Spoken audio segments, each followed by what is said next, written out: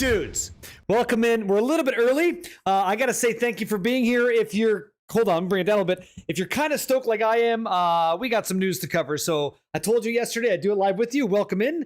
Thank you for being here. Yeah, and hopefully, fingers fucking crossed, if we can, we're going to get swords. Hopefully 0.55. You know, hold on. Flashpoint, good to see you, yeah? Thank you very much. Look at this, Afdol boys. Come on in. Yeah. It's already showing the trailer. Well, I think we've already seen the trailer on pathofexile.com. So we have about 26 minutes. I'm watching the stream right now. I see it. We got about 25 minutes and 53 seconds to find out what the hell is going on. Yeah. Hey, I'll put in the time. I totally will. Burn it down. How you doing, man? Good to see you. Yeah. By the way, Jack, what's up, man? What's that game I would recommend is Sonic Frontiers. Well, hello. You cannot recommend a game for me to play, my friend. I will play what I want to play. That's how it's going to be. Commander Koa, how you doing, dude? You ready to go for it? Welcome. Appreciate it. Zach, you're number one on the Twitch side and politically okay. Number one on the YouTube side. Welcome in, guys. Marcons, what up? You guys doing good? How's the energy today? Hopefully it's fantastic, yeah? Do I feel it in my bones? I feel it in my soul, Damish. I can't wait to try. I can't wait to see what's up because I really like Path of Exile 2. It's damn good. I'm sitting here rolling frickin' jewels, but I'm down, you know? You feel it in your loins? That's interesting now. You know? No, it's not even Wednesday anymore, yeah? The PoE guide put that league is next week. If they drop the league on my face next week, we are going to be super fucking busy, and that's exactly how we like it. So we're talking about completing all of our PoE 1 challenges, getting awesome MTX. We're talking about 1,500 delve completion on this absolutely slapping strength stacker. That's a good deal. I'm down for this. That sounds fine to me, yeah? I'm in. Yeah. I mean, Jack, my goals on the YouTube side, Jack, my goals are exactly what I just said to you, okay? Goal-oriented and ready to rock. Yeah? He took it down. He knows some shit, doesn't he? Hey, if it's next week, that'd be down.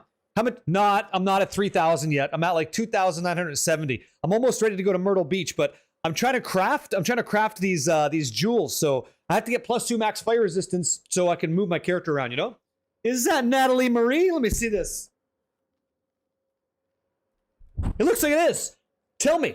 After your div card gambling, you logged in and liquidated some currency. You bought 2 Mage Blood cards, and now you have a Mage Blood? No shit.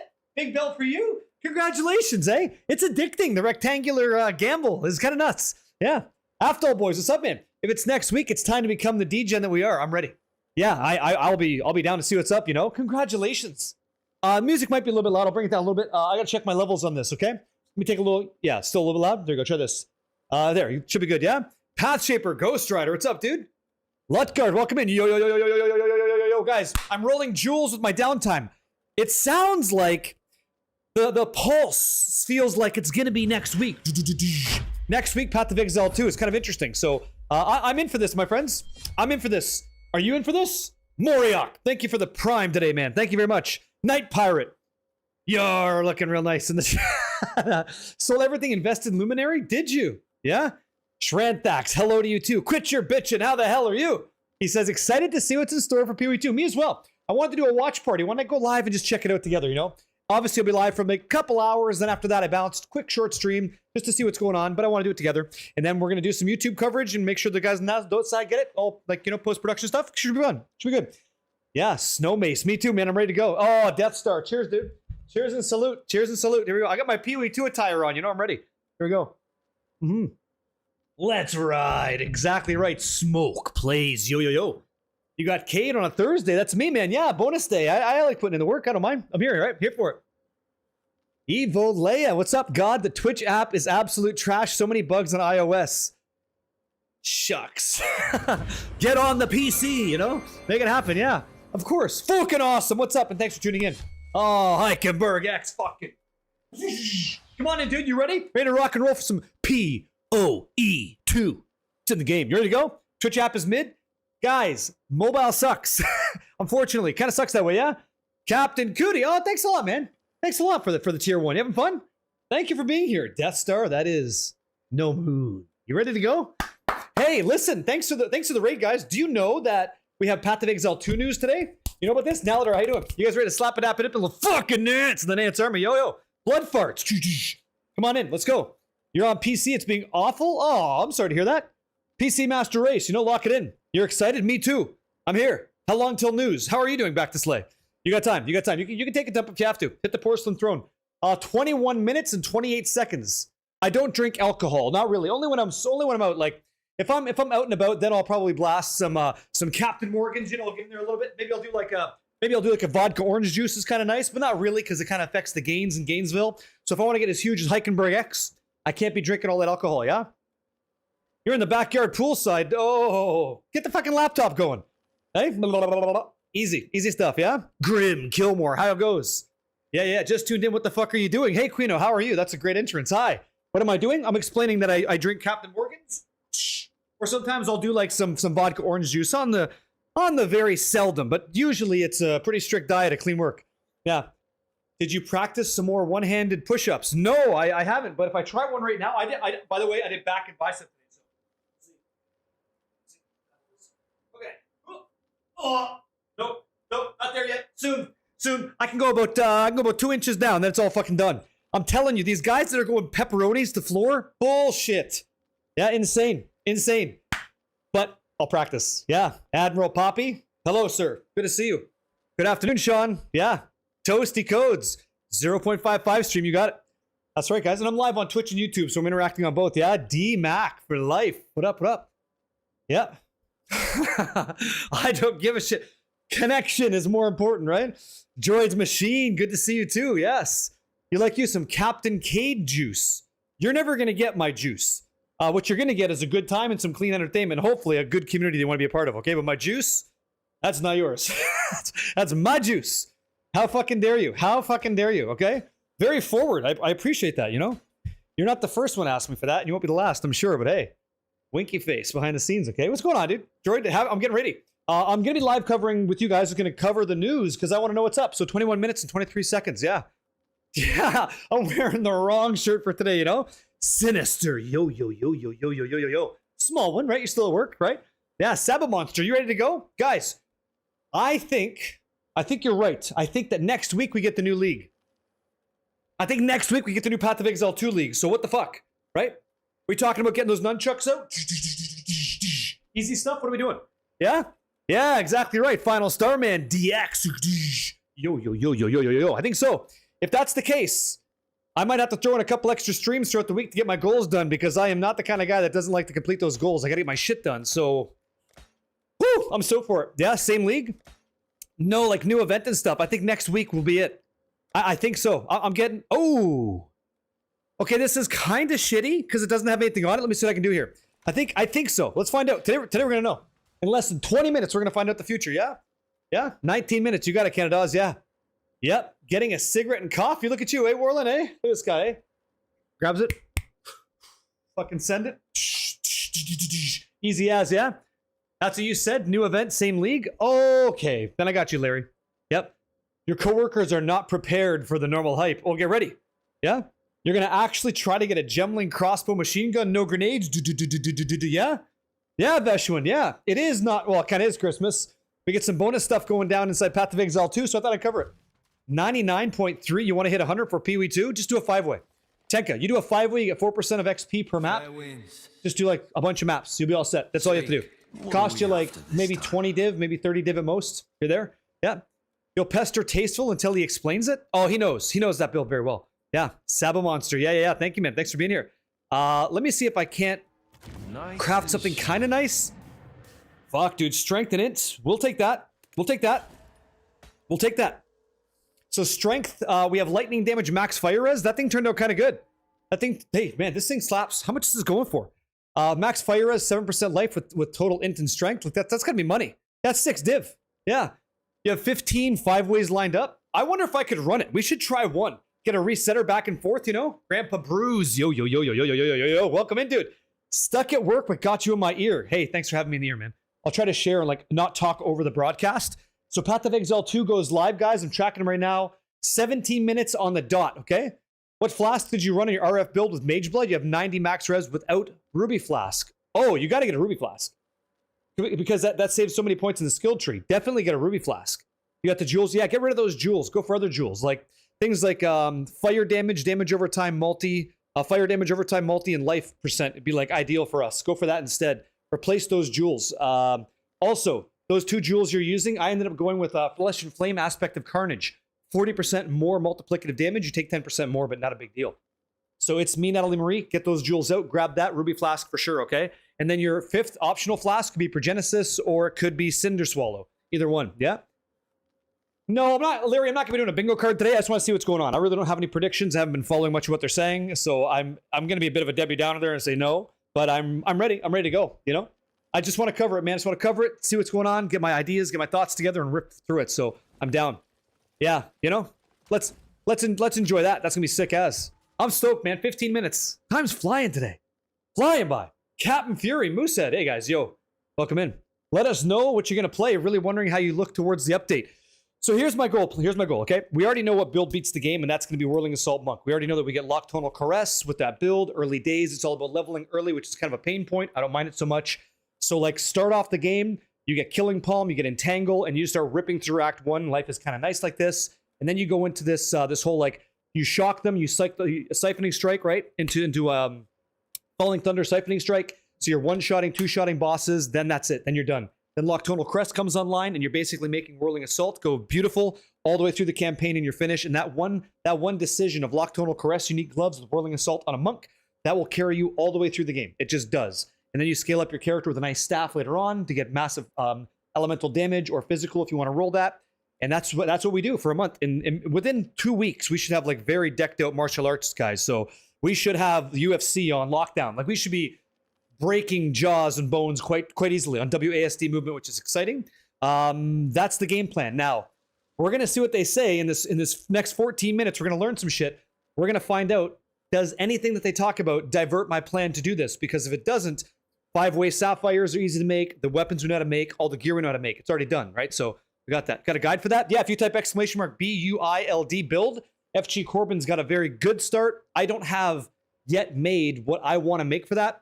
If I get my goals done in Path of Exile 1, which is 1500 depth, and 40 challenges done, or 36 to get the portal, I will work diligently on a Path of Exile 2 leveling strategy that speaks exactly what I just said for you. Okay? Bildo! Almost, no dash. Yeah. Kellogg, you ready? I'm ready, man. I'm down for this. Yeah, I don't want to leave you guys in the lurch, dark, whatever. Yeah, I got you. I'll do the best I can. Yeah. Imagine Fabler. Yeah, you'll join you guys. Are you going to join us on December 11th? Why don't you join us now? Yep. What'd you say, Death Star? He says new class for 0.55 will be the only thing that drags you back. If it's just a reset, you may just stick with PV1. Yeah, I think I'm not that way. I feel differently about it. I want to get into Path of Exile too. I'm down. Oh, Lost Cause can be so good. Yeah, Dr. Deadpool, welcome in, guys. Come on and say hello. If I haven't said hi to you, hop in the chat. Say what's up. I'm happy to be here on a bonus Thursday with you. Thanks for joining in this Path of Exile 2 stuff. I'm playing PoE1 here for just a second, but guys, we're getting there. It's nice. I'm down. I'm so stoked for this. I'm ready. I'm like, you know, Keon, how you doing, man? I'm just waiting. I'm waiting to see what happens. Yeah, Wolvie, welcome. Yo. Yes. Gladiator going to be Strength Dex class? Usually, yeah. Same here. If it's just a reset, you're staying PoE1. Frozen Arms. Hey, not me, guys. If my goals are done and I have all the challenges done, I'm playing that mini event. Because it's going to also help me prep for the release of the game as well, right? So we'll see what happens. Yeah, what's going on, Silver Fox? Gentleman's number. My day is going well. How's your day going? Yeah? You want something like Righteous Fire and Path of Exile 2? They have many things like that. There's a monster you can capture that you just weapon swap back and forth, and you just AFK. You walk forward pressing one button. That's it. And you just summon, resummon, that's it. And you just blow up the screen. Yeah, that's what you want to do. You got PoE downloading now? Hell yeah, burn it down. It's a great game. Natalie Marie, do I think we'll get patch notes for 0.55 today like we do with other patches? I hope so. If not today, maybe tomorrow, but that'd be kind of cool. I typically don't rip through all the patch notes because I find it kind of bland. Like, I just don't do that. I like bringing the excitement. I like, you know, moment-to-moment combat and good streaming that way. I'm not like the read it to you kind of thing. I'd rather do that at my own pace. I'm definitely going to cover the broadcast, and I'll likely sit through the Q&A with Ziggy D because I want to see what they talk about. I want to just know stuff about Path of Exile 2. I want to be a sponge. So I'm very much looking forward to that. But the patch notes, I'm glad they have it. And in 12 minutes, it's going to go live here soon. Patch notes, I'll probably review on my own accord, yeah. Excuse me. Oh, God, what'd you say? Silver Fox, he said, the last day of PT. Went to the gym afterwards, learned some new things there, so you're stoked about your next visit to the gym. What'd you learn? You're dealing with other shit? Okay, what'd you learn at the gym? Talk to me, Kraken Safa. You will play it no matter what. I'm excited. Me too, yeah. No kidding. Oh, really? Oh, well, congratulations on the new member. You got a cat in the house. Right on. Yeah. Fucking awesome. He said the only thing you would like to make PoE2 better for you would be the ability to switch between controller and mouse on the fly. Yeah, a lot of us want that. So you can play on controller, then mouse and keyboard for inventory management. Great call. I agree. Yeah, you just played the first league? Oh my god, burn it down. Path of Exile 2 is so much better. The last patch was amazing. Was amazing for Path of Exile 2. Like really, really, really good.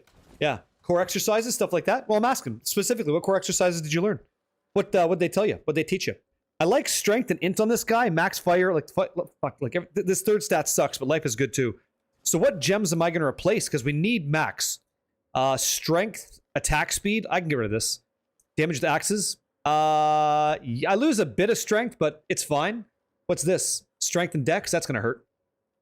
That's going to hurt. I have to have crap. Like there's going to be some crap jewels here, right? Strength, max life area damage. Man, it's actually kind of sick. Did you see? No, I don't know what that is. Canada. I don't know what that game is. No. Crunches and machines that help with that. I got one for you. I love that we talk fitness. I got one for you, okay? If your core can handle it, please do this. You're going to have something hanging. There's usually a machine where there's like a device where you can pull it out, slide it up, slide it down, right? It's usually a cable machine. If you have the cable machine with this, it's a black rope, usually has two rubber buds at the bottom. You grab that, and usually it's for triceps. So you grab it like this, right, nice and close, and you keep it towards your crotch. But basically, it's like this, right? And you lock your forearms. One thing you can do if you're trying to work on your core is you take that, but you wrap it around and you do crunches like this. That's kind of what you do. And you end up using your core to pull the weight, not your arms, but your body, and you'll feel it. You'll feel it in your lower abdomen and your upper abdomen near your pepperonis. So if you're doing that right, it's good. A lot of people will kneel. They'll grab that thing and kneel on the floor, and they pull down like this, and a lot of people just let the weight go up. You have to control it, and that's where you really starts to shake, and that's where it gets kind of rough. That's what you want. Yeah. Yeah, so you get something like a mat down and just kneel on the mat and then do like just like, head to the floor and all the way up, and you'll see. I did that, and six pack obviously, but that's how it is. DXDJ, you ready? Hey, listen, man, let's see how much time we have. We've got, they're playing some shit now? 9 minutes, 30 seconds. 9 minutes, 30 seconds, guys, and they're running some footage. You know what? I'm very close to watching this right now. 2 seconds away, my friends. I like that one a lot. This one's probably the worst. I gotta replace 2. Let's just make a decision. So this goes in, okay? And we'll deal with this on the fly. So that's there. What's this one? Doesn't matter. Okay, great. So cool. These are both good jewels, but we're now, if I take this off, where is my purity of fire? Where is my purity of fire? I should not have purity of fire anymore. Good. I don't. Good. Right? Good. Okay, nice. And our fire res is at what? We're at 89%? Okay, decent. We'll take it. Yeah. GTA 6 like a movie? I know. That's what hey, FD Cowboy, how are you, man? Welcome in. We're going to pause this up. We're going to switch this over. Let's check this out, guys. We have 8 minutes. 8 minutes, so I could probably run a couple maps. And I plan on doing that. So let's see what's up. Can you guys tell me auditorily, levels okay? I have it frickin' maxed. Too loud? What are your thoughts? Let me see. What do you got? Loud? Little loud? Okay, I think so too. Now you guys should be fine. You're just under microphone volume, right? Test. Better? Okay. Yeah, I don't want you to be like, oh, my ears, right? Okay, 8 minutes. I'll let this play in the background instead of like listening to stuff. I'm just gonna run some maps and jazz while we're doing this because I gotta get my my depth done, okay? Yeah, so pretty nice, pretty dank, pretty sweet. Doing it huge. I got a lot of stuff I can sell. I don't like Heavy Strike Atrathis yet. Triple H, I understand you're probably wreathed in Wadata, yeah? Your thoughts are about what'd you say? Demish, you said, my thoughts are about the ass-to-ass connection when you shit. You've been talking about that for a month. I need you to think about bigger things, more grand things, okay? That's what you need to do. I'll bring this down just a little bit. Yes. Go for it, Horde Dog. How you doing, man? Yo, years, mate. Dude, move along, yeah? How's the weapon going? Have you seen it yet? Have you not seen this? Watch this. Watch what this strength stacker does. There's a 100% chance I'm going to do this next season. I'm going to make Righteous Fire and a strength stacker for this reason. It's ridiculous. It's nuts. So we have a kinetic wand attack with single target. Like crazy. Check this out. Watch. Look at this. Isn't that nuts? Isn't that crazy? It's ridiculous. And you have like greater volley support and stuff. Everything's just shredded. Everything dies. Yeah, you know what? Teflon Dough, what's up, dude? Hey, man, how's the repairs going, dude? How's the repairs on your side? Hopefully kind of nice. Hopefully not super expensive. It's just game over, man. It's just GG. It's so comfortable for everything that we're doing, man. It's just beautiful. Yeah. Hansenator, favorite damn PoE streamer. What'd you say? Sadly, I'm not around all the time, man. Yeah, I'm mowing all over the damn place for the reveal. Oh, get ready. It's happening soon, dude. Just dropped the Bobcat off 30 minutes ago. Did they give you a price on what it's going to cost to repair, man? Not too bad? All right, cool. Yeah, you got decent mobility now. Life is good. Check this out. So we drop this. Game over. And I just sit there and hold this. Like, it's insane. It's disgusting. Like, everything dies. Everything's toast. Insta-rip. And the best part is we do chaos damage, so it doesn't matter if they have energy shield or not. And I kind of miss chaos inoculation. I kind of do. Yeah? How much divs is this thing worth by now? This build over a Mirror of Kalandra, yeah. This is definitely a mirror build at this point. There's just too much investment, man. There's just too much investment in it. And then we have this one single target skill called Heavy Strike of Trathis, which is pretty disgusting. Like here, I'll switch it up. This is the Heavy Strike variant. And I gotta work on it a little bit more, but it's, if I hold P and press C here, you can see 10 million DPS, but that's not even accurate because we can deal double damage. We have crit multi on that. Like it's up there. It's really, really high. So for mapping, I finally have the setup. I'll grab this right now. I have the setup where we can use this kinetic blast attack, which is just insane for clear, right? I don't have to think about it. I just talk to you guys. Yeah, Charm Chaos, how you doing? Son of a Mitch, how you been, Mitch? We've been missing you, man. Been missing Mitch. Hopefully you're doing well. You okay? Welcome in, dude. Path of Exile 2 reveal today. So down for it. Here we go. Down. Let me get this map done really quick as to not get screwed with this release. Okay, done. Just shred stuff, friends. Yeah, it's Zanya. It's jokes. It's very good. And the fact that you can go Righteous Fire into this is nice. 4 minutes. Got it. Okay, let's do it.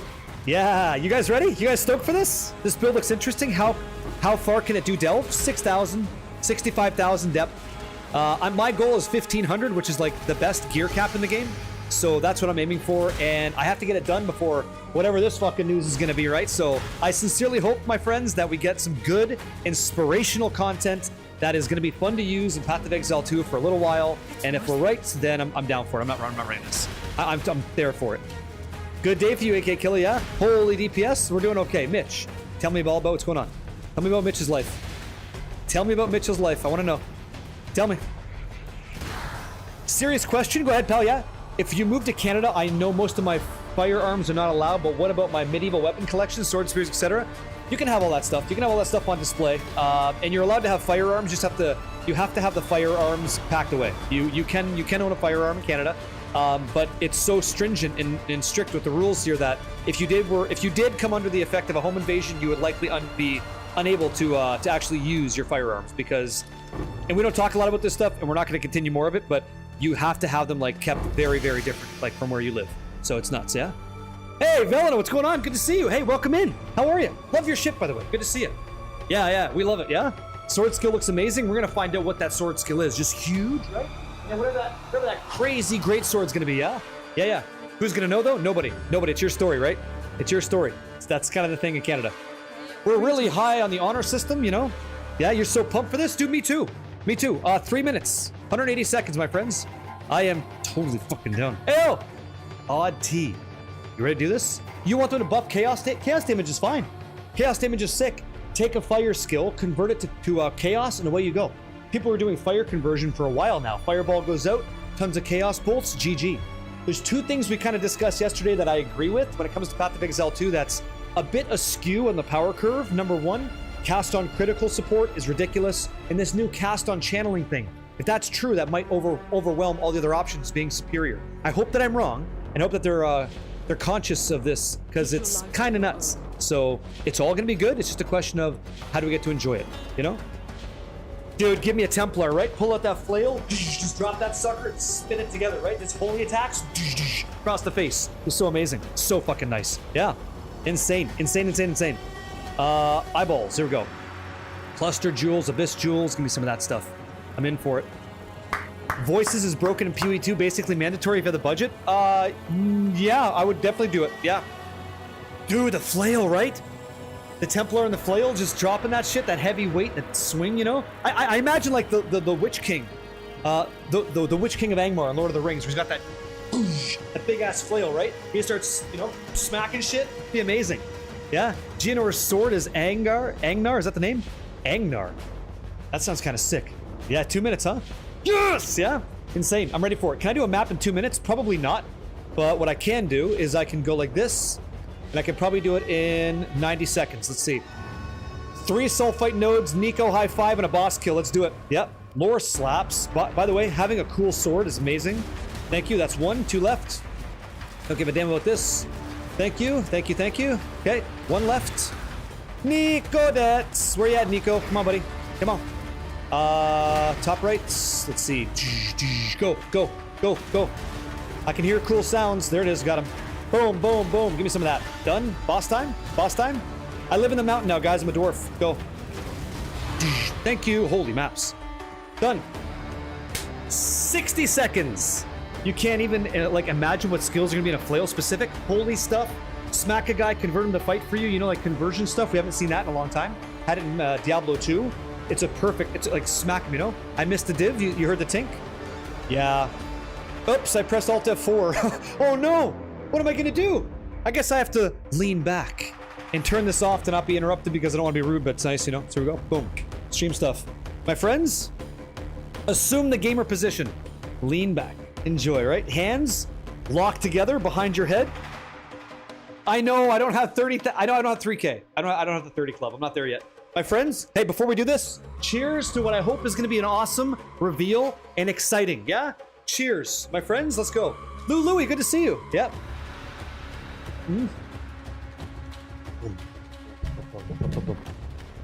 And I'm gonna check. Yeah, thank you. Hi, yeah, I'm Jonathan Rogers, Hi. Game Director on Path of Exile 2. I'm not. And today I'm excited to show off our new class, the Cool shoes. Duelist, which will be available in the 1.0 release on December the 11th. 1.0. But for those of you who just can't wait until 1.0 later this year, after showing the Duelist, we'll also be showing off a new event based on the Ritual League called the Forbidden Rites, which will be releasing next week along with the 055 update. It is next and week. After all that, Fuck me. a Q&A no. with Ziggy Hey, D Maxim? to answer your questions from week. Twitch chat. But not only that, afterwards we'll be going straight to the final qualifier for the PoE2 races. All right, let's go. The winner of which will be going to ExileCon in November Damn. to compete in the finals. Fuck me. But first, the Duelist. Yes. Now the Duelist comes with a new weapon type that it's kind of crazy we didn't have. Swords. And with each new weapon type, 77 in we chat, want to the make audio sure is that the good, please. playstyle feels different to all the others. So what defines combat with a sword? To us, it's that feeling of flow, from attack to attack, and from stance to stance. Okay. And what better place to demonstrate the Duelist's abilities than the ruins of the Grand Arena? Show it to The me. corpses of the dead continue to fight endlessly as the arena collapses around them. Beautiful Should you map. get to the center, you'll be able to face Thrax, their champion. Thrax. The first mechanic Cool. we need to talk about is Ready Stance. After using some Duelist skills, you can keep holding the button to ready your blades for your next strike. Normally, your basic sword slash would look like this.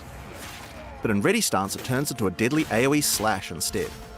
Your Ready Stance also has the ability to be upgraded. This is Sand Scour, another Ready Stance attack. And if you stun enemies with it, you'll enter Sand Stance. And using this with your default attack will send out a Sand Disc. Okay. But default attack isn't the only ability that can be modified by your stance. Like Perforate, for example. This skill is a triple stab, where the third strike sends out drills, bleeding your enemies. Well, that's a big But bleed. from Okay. Ready Stance, you can skip right to the drills.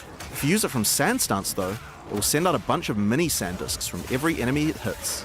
Perfect for large packs. Kinda Together, sick. these basic abilities give a very unique feel to sword combat. It's quite different than any other class we've made, flowing from ability to ability. So it's a There's hit, also react, some hit, abilities react, that you can okay. use while in Ready Stance, without breaking it. A good example are War Cries, like this one, Intimidate. Time to die! Use it to deliver a cutting insult to your foe, intimidating them and causing your next attack to knock them off balance. Another great ability you can use already is Rending Dash. This movement skill slices through monsters, but since you stay in Ready Stance, it allows you to reposition to the perfect angle to strike. Shit. So far, we've been using Sand Stance to tackle these enemies.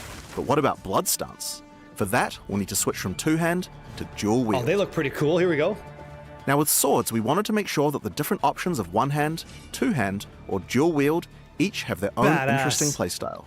So unlike other weapon types, dual-wielding swords gives you the ability to parry attacks.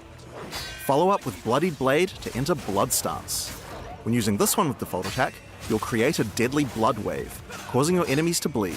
Do you And of think you can course, parry Blood red Stance attacks? will I don't also think work so. with other skills that benefit from stances.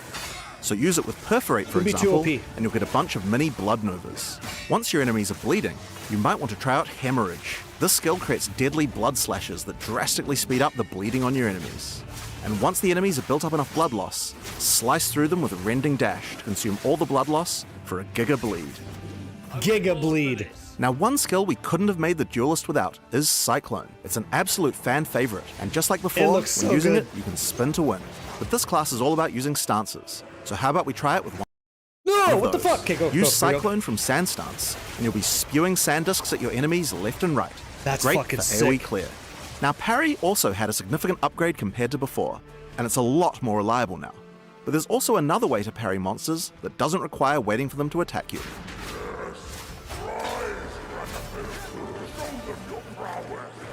By switching to a shield, you can now bash enemies straight out of ready stance to parry them without waiting for an attack. Shit.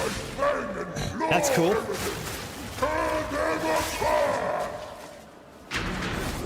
So I can parry you with the shield. I can use, During the arena's heyday, challengers would first have Hold to on. face deadly beasts to test their mettle. So why should it be any different now? Before you can face Thrax, you will need to defeat these dangerous adversaries to prove your worth. Bebop and Rocksteady, okay. What's the throw shield called? What's it called? Knight something? What's it called? So I block your thing with Knight thing, I throw it to move, then I start going like spin to win? Another trick the Duelist Nightfall, has up his Nightfall, right? sleeves are Boom. buried blades. Earthrend creates blades that slice through the ground towards your enemies. Okay. And once in the ground, these blades have a few uses. The first one of these can be done using Charged Slash. The basic version is a simple lightning-infused cleave. Cerberus guy? You do it That's from sick. ready stance, and it changes into a deadly spin, sending out lightning projectiles. But Charged Slash can also be used with the buried blades. Hitting them will turn them into mini Tesla coils, dealing lightning damage to nearby enemies. Shit. It seems here we have a warrior who refused to die. I'm sure we could put his equipment to better use. You just steal his shit. Oh god. Quiet. I've no guilt in this. Too good. You could also switch to a two-hander to plunge your blade into the ground, sending out a set of 3 blades that explode.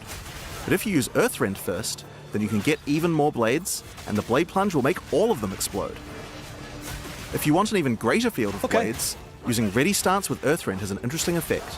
Instead of creating one blade, it makes an entire wall of them. So You can aftershocks, also that's hold kind the of blade crazy, plunge okay? skill to charge up the swords even further before they explode. Nice. Ooh, Nice. watch out for those chimeras. So for maximum damage, use Ready Stance into Earthrend, charge them up with Charge Slash, and do a held Blade Plunge for a massive explosion. But that's not all. Blood and Sand work with the Blade Plunge too, to empower all your buried blades. Oh, no way. Use it with Sand to generate continuous sandstorms around all your blades.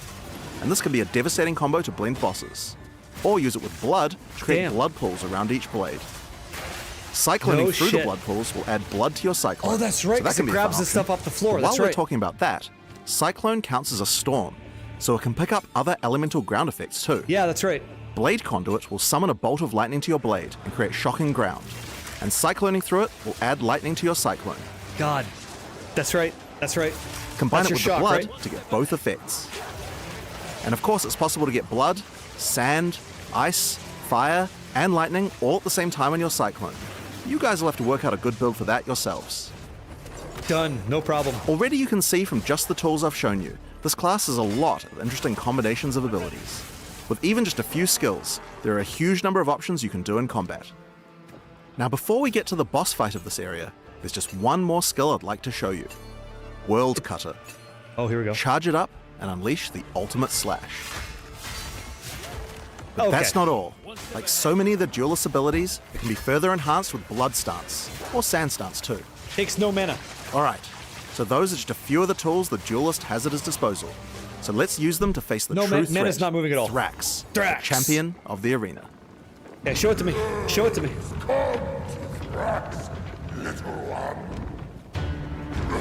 That's epic.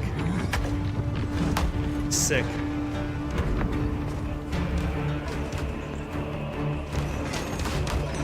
He's a Cyclops? Oh, that's cool.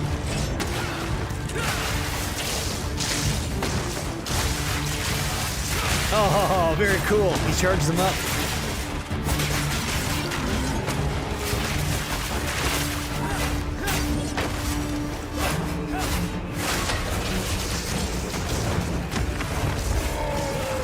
Very sweet.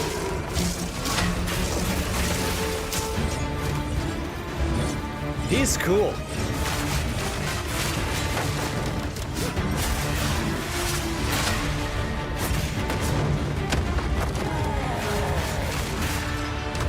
Listen to this. Listen to this. It's pretty good. It's a flail, that's right.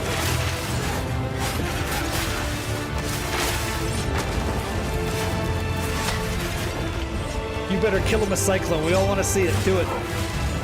There's fire though, right? Can't you Cyclone the fire?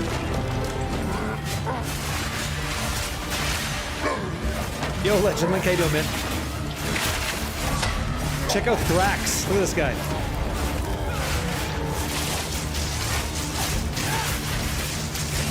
That might be good, Endo, yeah. Look at the bleed.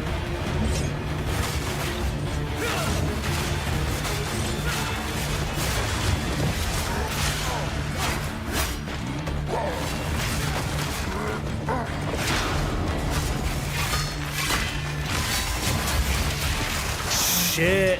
Okay, that's cool. Alright, so that's a taste of what we have in store for the Duelist. Okay. It's my favorite class I've ever worked on, and provides a really dynamic don't know combat if we are in experience. Trousers or not. I It's don't just know. quite unlike any other ARPG. Veronica. We also wanted to show what kind of possibilities there are for the Duelist in the endgame. To do that, I'll hand things over to Mark. Here we fucking go. I'm Mark Roberts, Game Director on Path of Exile. Let's go. Today, we're going to go through 2 in-game builds that we've put together for the Duelist made by our developers. Fucking Cyclone. Our first build is called the Bringer of Blades, a mighty name once feared in the arena. This build is all about rising buried blades from beneath the ground.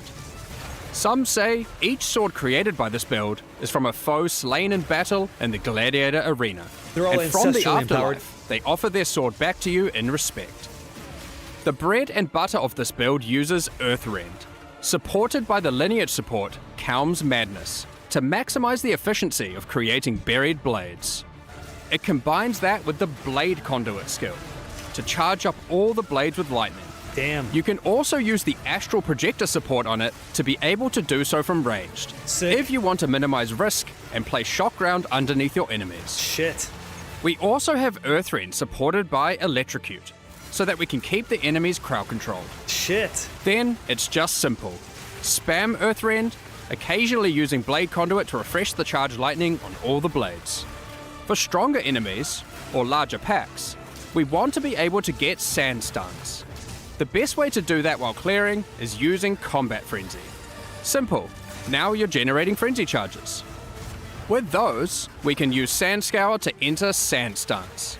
And from sand stuns, use Blade Plunge to cause sand discs to appear on all of our many buried blades. That's a lot of blades. Covering the screen in storms of sand. Yep. Of course, you want to use eroding sands too, because as the sand discs are doing many small hits, you want to make sure enemies have as little armor as possible for maximum damage. Alongside that, since we're doing lightning damage, we're also going to throw in the new support Sandstorm, which causes our sand discs to become infused with lightning. Jeez. The other ZDPS tool my we're using ass. is this support, which causes all your buried blades to add miniature auras that give you damage. Jeez. To double down on that further, we have this new passive skill Notable, which also causes your buried blades to make Okay. you angry, Nice. causing you to generate rage on hit while near them. With those, we want even more buried blades.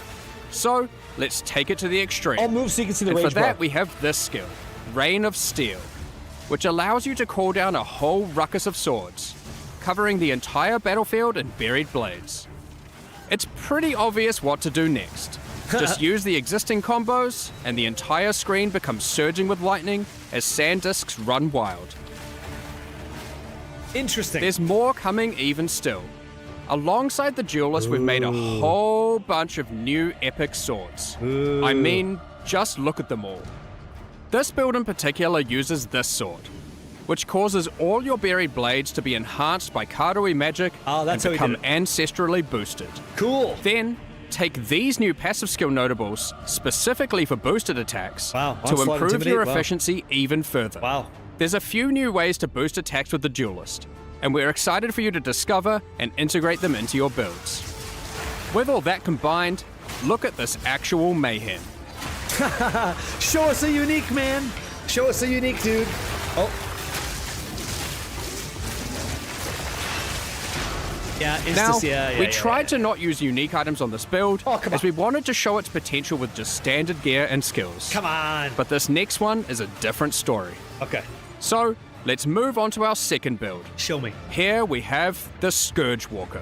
For this build, we wanted to do Cyclone with a twist. For that, we're going to use some uniques, starting with a new sword being introduced alongside the Duelist, Oro's Sacrifice. Okay. This sword grants a ton of fire damage, at the expense of your physical damage, and grants a new skill called Infernal Step. Infernal Step itself is pretty Holy fun shit. and pretty epic. Use it as you flicker around, burning enemies as you strike them. Yep. Be wary though, there are both upsides and downsides to using this skill consecutively. Okay. Each use gains you a stack of Sacrificial Flame. While this isn't inherently a downside, using Infernal Step while you have Sacrificial Flame causes you to take fire damage, and the more you have, the more you take. So you want to make sure you mitigate as much fire damage taken as possible. In order to do this, we're using even more uniques. Like these, which have received some changes. Molten Tenet and Zoph's Blood. Then we've just gone and used good armor gear in our core armor slots to stack up as much defense as possible. So, what about damage? Okay. We're okay. doing a few things here that are pretty out there. Given we're using Oro's Sacrifice, we're dealing purely fire damage. However, we still need to be able to bleed for some huge DPS you'll see soon. To do that, we're using this unique ring, Blistering Bond. This allows our fire damage to scale bleeding, instead of physical damage. Damn. Our last unique is Beric's Respite. Yep. As said originally, we want a Cyclone, which is a wind skill, and can benefit from elemental ground surfaces. Now, our Cyclone is a fiery vortex. Okay. One last thing to note before Okay. showcasing our Scourge Walker in action is that Oro's Sacrifice also grants you frenzy charges while at maximum Sacrificial Flame. This will allow us to fold Bloodied Blade into our rotation between Cyclone sessions to get Blood Enhanced Cyclone. Alright, now you can see our basic rotation. First, we use Infernal Step a few times. Then, once we have a frenzy charge, we use Bloodied Blade. This puts us in Blood stance. And then it's simple, Cyclone away. As you can see, we have the perfect harmony of demonic powers. Blood and fire fill the screen. Cyclone's not Honestly taking much. though, we need to add some horror and flesh to the build to really embrace the fantasy. For that, let's use this new support gem, Gouge. which we will put on our Cyclone. Given we're already bleeding, this can cause enemies to shed chunks of flesh when hit, which explode after a short delay. Check out this ruckus. Oh, and while we're at it, let's add even more fire by using the Fan the Flame support. At this point, you can already see how much this is getting out of Shit. control. I love it. You may notice we have an excess of frenzy charges. So, you want to throw on Echoing Strikes, which consumes all your frenzy charges to cause our next Cyclone to create a bunch of Cyclones. Okay. Feel free to add Infernal Cry to the mix, cause Okay. why not? Okay, well it's already pretty damn strong, but we can push it further. What about single target?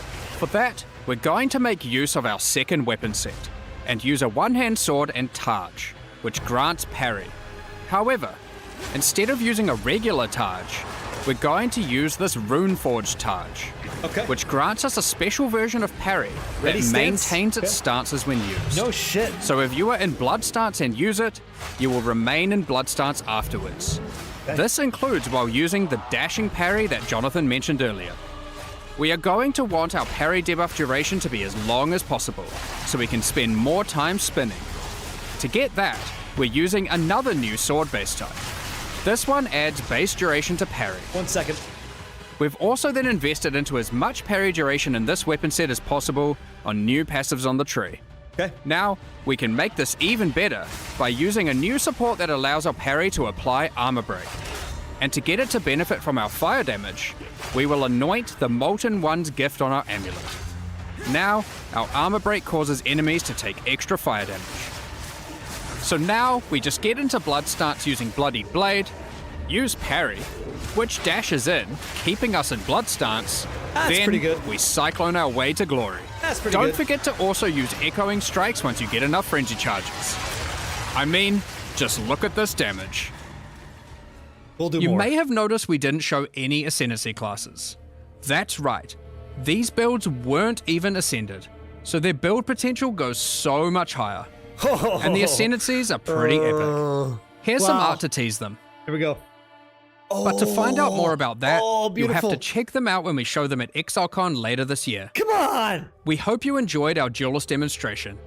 We're really excited to have you get your hands on it and start slicing and dicing Jesus. throughout Rayclass. Okay, guys. Okay. Now, Path of Exile 2's full 1.0 launch is later this year on December 11th. Yep. But if you just can't wait till then, next week we are doing our 055 update. Talk to me. And it includes a bunch of changes as well as a new event. Uh-huh. Given that, it's finally time to talk about Forbidden Rites. Let's learn some shit. A new event based on the Ritual League that will be starting with our 055 patch next week. But that's not all. We also have a massive overhaul to the Trial of Chaos, some new in-game Abyss content, Okay. and more. Badass. So, let's dive straight into it. Holy shit. The King in the Mists and his cultists, left unchecked, have spread their influence. Okay. By his will, the Nameless have been performing gruesome rituals throughout Rayclass. Yes. All the way from the forests of Ogham to the deserts of the Marraketh and even Exile and the Karui Islands, Yes. afflicting everything around them with a foreboding darkness. As you can see, they've been quite successful in their efforts, and if not stopped soon, who knows what will become of Rayclass. Okay. During the Forbidden Rites event, your goal is to put an end to their nefarious plans. Okay. Easy. In each area of the campaign, you'll find a ritual encounter. For those unfamiliar, these are effigies that are guarded by the Nameless and their servants. By defeating them within the ritual site, you can then activate the effigy and fight them again as they are revived by dark magic, Yes. or whilst various plagues will try to kill you. You Defeating won't? the revived monsters causes their blood to go to the effigy to be used as tribute. This is next week. After the encounter, use the tribute you earned to acquire rewards. Yes. Mage Bloods. These rituals, unlike their Omens. in-game counterparts, will not exclusively reward unique items, and instead will give you a bunch of items useful for leveling, like currency for crafting your gear alongside a bunch of equipment. Okay. Ultimately, in every area, you get to kill some monsters and then go on a small shopping spree. However, we know people liked having unique item rewards from Ritual, Yes. and we wanted that to still be present in the campaign, but we just couldn't give one out in every single area. Throughout each act, 2 times, and once in each interlude part, you'll see these clusters of more epic ritual effigies on the world map. Okay. When you reach these areas, you'll notice that unlike normal, the effigies aren't just in a random location in the area, but they're on top of the area's boss fight. Double dipping By on it. completing Okay, got these it. boss Double dipping. rituals, Yeah. the boss will then be carried forward and added to the next ritual in the cluster in the next area, Oh, very where you'll cool. face it as part of an increasingly dangerous series of boss waves. I like that. That's cool. For example, the first cluster you'll encounter is shown here, containing large effigies in Clearfell, Mudburrow, the Grelwood, and the Grim Tangle. So you know who you're gonna fight. All the bosses. If you complete the ritual in Clearfell, the Hag boss will appear during the ritual in the Mudburrow, Yeah. alongside the Devourer. And then they both show Once up in you've the next completed one. that Yeah. area, Yeah. the ritual in the Grelwood will include That's Bramblegast, fucking cool. alongside the Hag and the Devourer. Yeah. Yeah. Give her the business. That's right. Falling Thunder, baby. That's right. Bramble Then, Grease. to Yeah. top it off, when you get to Grim Tangle, the ritual in that area will have its boss, the Rotten Druid, and the previous 3. This in totaling hardcore is gonna be 4 boss sick. fights in one epic final Your showdown. gear is gonna be nuts for sure. That's where the unique rewards come into play. By completing these epic boss ritual encounters, No you shit. then get to spend your tribute on unique items. Awesome. Given ritual is the content of the league, we wanted to make sure it worked in multiplayer well. Historically, only the creator of the area gets to spend tribute at the end, while your friends just have to watch. Oh, this is good. We've made some improvements to this experience. In 055, every party member earns their own tribute and can spend it on their own that's rewards. awesome. That's great. So no one has to miss out. Good. In order to make it not too rewarding in groups, we've restricted it so party members are unable to reroll the shop and they have fewer options available to choose from. So Okay. that's the campaign and a multiplayer improvement. But what about the endgame? Given that ritual was already This is available to awesome. be added to your This is maps. cool. Well, once you reach the endgame, you'll still have ritual encounters in every area, and they'll still give unique items and omens. But we've added one extra mechanic here to add new difficulty and reward heights to your endgame. What'd you maps. do? What'd you add? After completing rituals in endgame, you want to keep an eye out for this item, a sacred bloom, which you can spend tribute on to acquire. Okay. If you happen to find one, you can then use it and apply an entrance to the Wildwood to an in-game map of your choice on the Atlas. Then, Okay. when you enter that map, you'll find this entrance at the start of the area. We know this. By entering it, you're sent into the Wildwood. You have limited time here, but while in the Wildwood, you can find wisps, and you want to follow the trails of them and collect as many as possible. So There are juicier 3 maps. different types of wisps: primal, vivid, Wild. and wild. Wild. When you then have to exit the Wildwood, It all the goes up. wisps are freed and will spread across the map, possessing and influencing many monsters. Primal wisps, when freed, can cause normal monsters to become magic monsters. Vivid wisps, when freed, can add additional modifiers to rare monsters. Nuts. And wild wisps add rarity of items dropped to all monsters. Nuts. If you're rarely lucky, keep an eye out for these sacred wisps. I wonder what Yup. they do. I know what they do. Of course, you can gather all 3 types of wisps if you really want to juice your maps. So imagine a and by sacred using wisp ritual in a grand tablets, expedition. you can increase the amount of wisps found while in the Wildwood. Sheesh. Be warned though, while affected monsters drop better items, the They're wisps rippy. also empower them, making them considerably more difficult to defeat. Shit. So, that's the Forbidden Rites event. Okay. While it isn't a full league in the traditional sense, it gives you the perfect opportunity to start in a fresh economy. For those of you who enjoy having clear goals to work towards, Oh, no kidding. this event league also introduces a new set of 8 challenges. Okay. Easy. These include completing the campaign rituals, defeating named rare monsters, Yes. reaching level 90, and more. That's fine. Completing them will earn you 4 exclusive cosmetic rewards and a statue for your hideout to commemorate your success. Damn. Look at those candles. Swarm your enemies with the Locust Footprint effect. And send your foes scurrying to their demise with the Locust Swarm finisher effect. Ew, gross bugs. That's kind of cool. Fear the dark no longer with your Wildwood Guardian pet at your side. And That'd be level cool. up in fashion with the Wildwood Affliction level up effect. Ooh, shit. Next, let's talk about the Trial of Chaos. Let's talk about the Trial of Chaos. Since Early Access launched, we've received a lot of feedback about the Trial of Chaos. It was just obvious that it wasn't good enough. True. So we've gone through pretty much every part of this trial Oh, man, this and is made great. This is improvements awesome. across the board. Here we go. There's so much to cover here, so let's just fire away with some of the more important changes. Go ahead. Starting with a banger. You can now leave the Trial of Chaos between rooms and resume later at your leisure. Carries. Fucking boom. Easy. Let's go. Amazing. We can carry now in Trial of Chaos. No Alongside fucking time. improving almost every aspect of the encounter types, we've made far more of the rooms just about slaying all the enemies. Good. Instead of the more specific objectives, like escorting the statue or Which is implanting annoying. soul cores. Sucks. We've increased the size of that pesky elevator and Good. made them more responsive.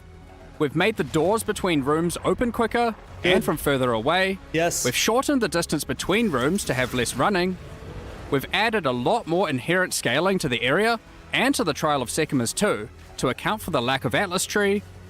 We've made the Trial Master only What does time that freeze mean? to spawn in all the monsters once at the start of the run, instead of in many of the rooms. Interesting. On top of that, we have done a full pass on all the modifiers, making them significantly less dangerous at lower tiers, and Okay. rising to the same difficulty at their maximum tier. Which is easy. Additionally, Okay. all the modifiers now grant bonuses to item rarity too.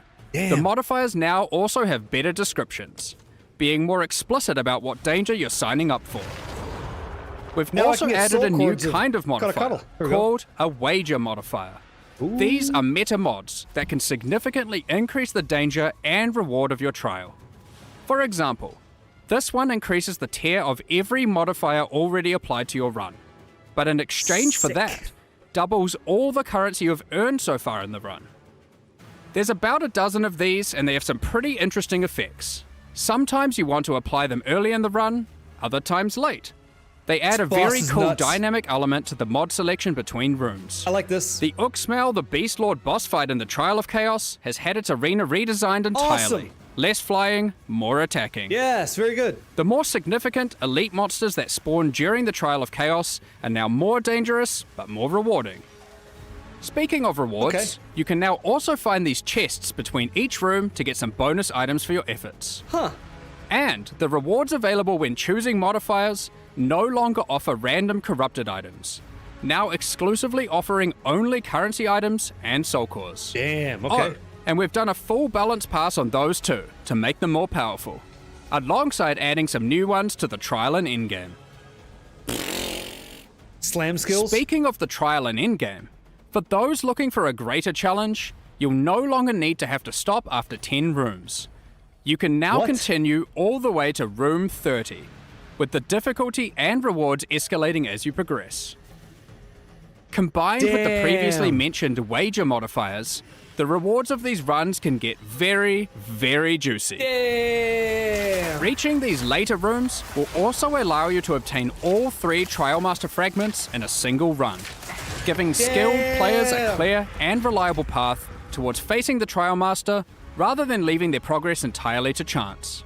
Get the hell out of here. We've moved the functionality of the wager currency mechanic from magic inscribed ultimatums that could drop from the Trial Master into the base mechanic.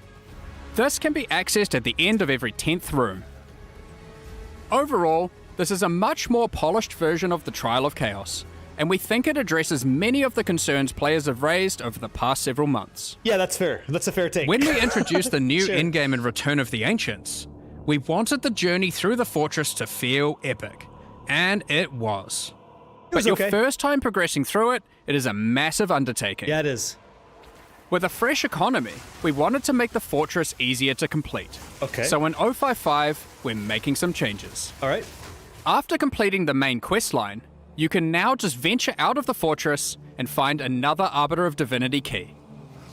By defeating this more difficult version of the boss, all remaining sections of the fortress will be that's automatically fucking great. completed. Oh, fuck. Now, onwards to That's Abyss. insane. We're introducing a new Atlas feature centered around it. We wanted to add more things to find when exploring the Infinite Atlas. So, we've added Twitch these is new bugging out, I hope abyssal not. ravines that can appear. I hope not. I haven't dropped Each map frames. on the ravines has abysses in it, and as you complete each along it, the next map gets more and more rewarding as No you push shit. the Abyssal Legion back. Twitch is dying? I hope not. When you reach the last map on the ravine, you'll have a guaranteed Abyssal boss encounter. The Forbidden Rites event will not have Runes of Aldo content in each area. But fret not. Pharaoh, Danig, and Expedition content is still going to be available in the Atlas as core, and that includes standard leagues. You can now continue to find expeditions in-game, but from Act 4 onwards. Ah, okay. In the endgame, expedition tablets will now be available, allowing for some new levels of investment into the league. Such as having 2 full expeditions in just one area, Oh, shit. Okay. alongside up to 2 standalone remnant encounters. Okay. With tablet mods, you can now even get many sentries per expedition, resembling an almost sentry minion build as you run around and apply runic modifiers to monsters across the maps. Okay, all right. The existing Runes of Aldo League will continue to run, so if you want to keep playing there, finishing your endgame and completing Guys, challenges, this is huge. feel free to do so. This whole thing's huge. So that's all our new content summarized for this Event League and 055 update. In case you didn't see it alongside Path of Thank Exile you, man. 1's release for Curse of the Allflame, here's a reminder to check out our supporter packs and mystery box that release with it, which are now fully available for use in Path of Exile 2 as well. Jesus. These include the Plague and Remedis supporter packs, and the Curse of the Allflame mystery box, with some epic items including Damn. armor sets, weapon skins, weapon effects, Sheesh. map devices, hideouts, a new tracking scroll, some otters, Next week, Dan. and much more. Otters. If you would like to purchase the Curse of the Allflame mystery box, Next it's week. available now through the in-game shop and Path of Exile 2 website. Raven For face more is too weird. information, head to pathofexile2.com/mystery box for all the details. Sick. We'll also be releasing some cool new armor sets and skill effects alongside this That was release. fucking Akuma. Check these out. If you're interested, keep an eye out on the store with the Damn. new release. What the hell was Thanks that? for your support. Look at you. You're fucking Odin, dude. Now, what the we fuck? had originally thought we were going to deploy a much larger balance pass in this Fuck. patch. But Burning money over unfortunately, here. with all the other work going on for our 1.0 release, Yes. we were not able to get these changes ready in time. It's been a lot more work than we expected. So rather than deploy something substandard, we decided it would be better to take our time with the balance changes and just release the Event League anyway. Okay. All those balance changes that were slated for 055 will now be happening in 1.0 instead. Here we go. The full release patch is shaping up to be a huge one. Yeah. And if you haven't done so yet, you can acquire exclusive milestone rewards just by signing up at pathofexile2.com /register, for the 1.0 yes. full release. Okay. Also, we hope you join us for ExileCon on November 7th New Zealand time to see what else we've been cooking up. But in the meantime, we hope you enjoy the Forbidden Rites event, which starts at the end of next week. See you in Rayclast. God. We're I'm just next about week. to start the Q&A with Ziggy D. Flash, so get no, your you're not. questions ready.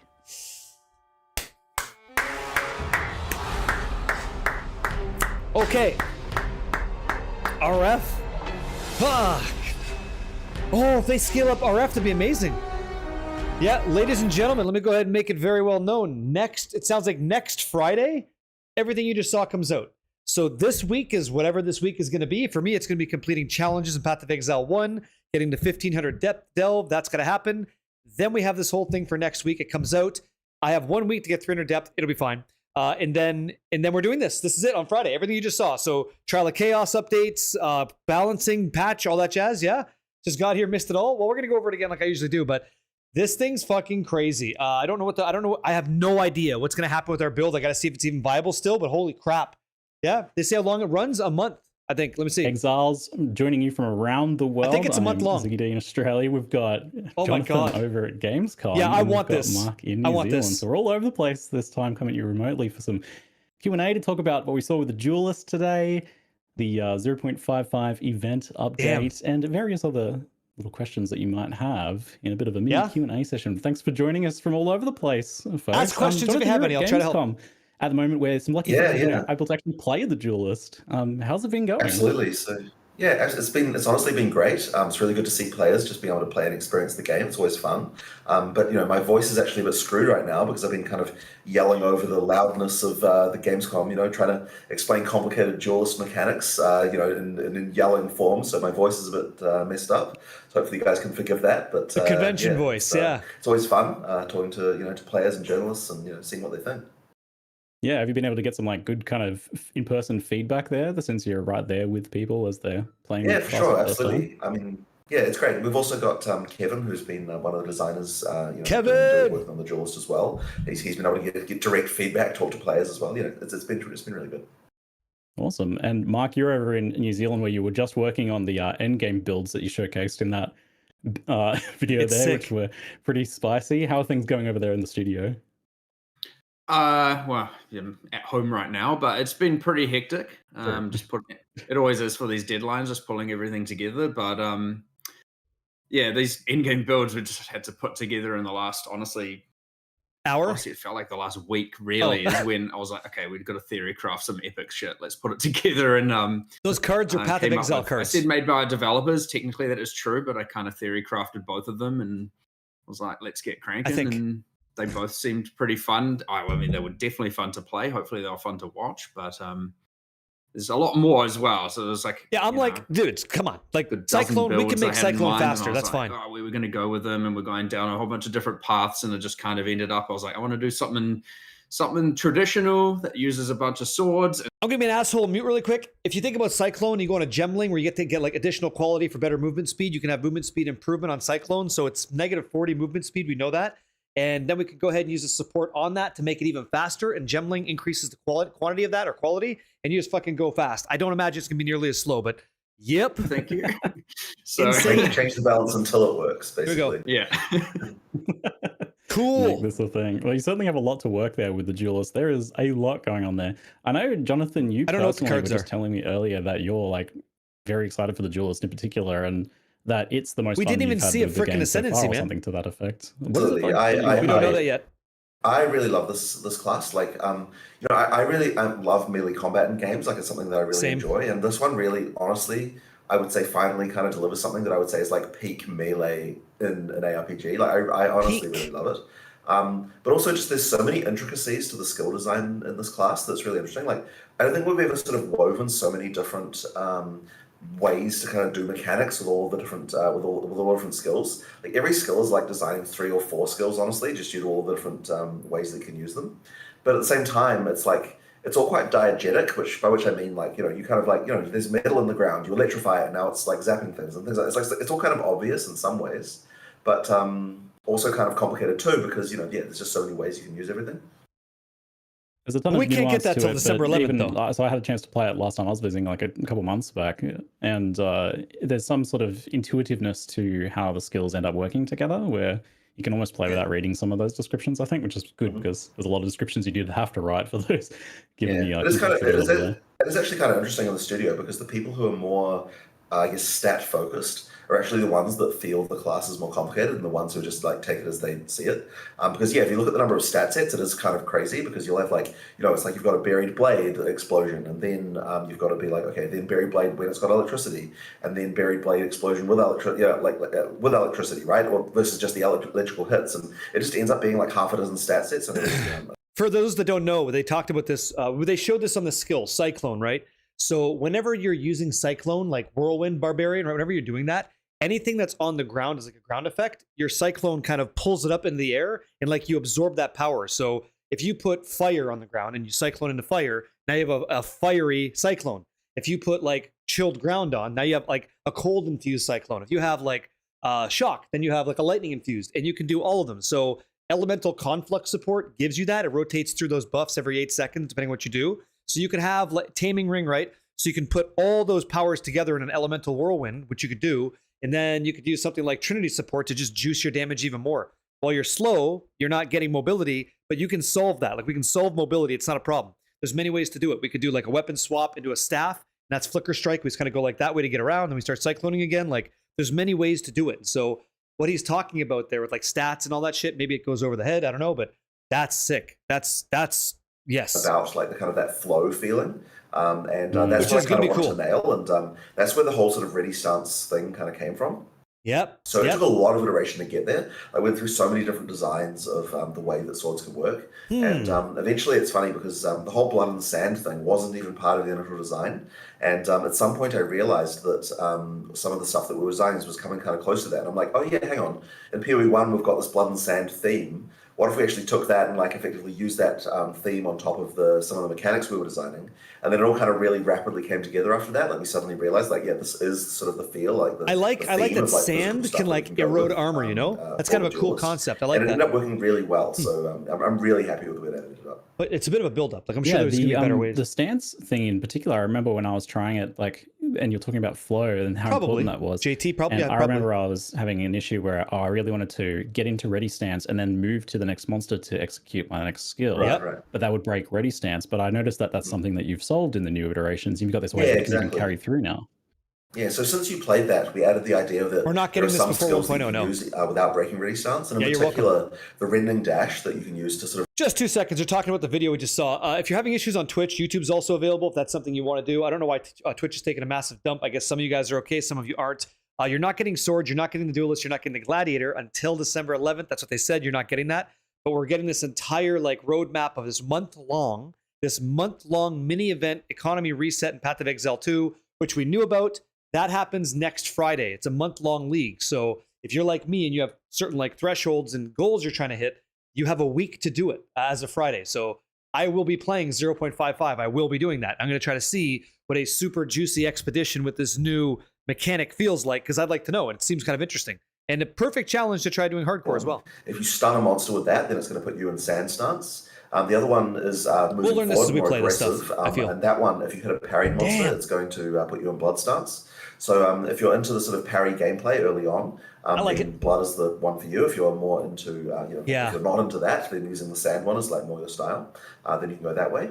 But all of it is bypassable with frenzy charges as well. So one of the questions that we often get is like, oh, what if I don't want to parry? What if I don't want to do the stun stuff?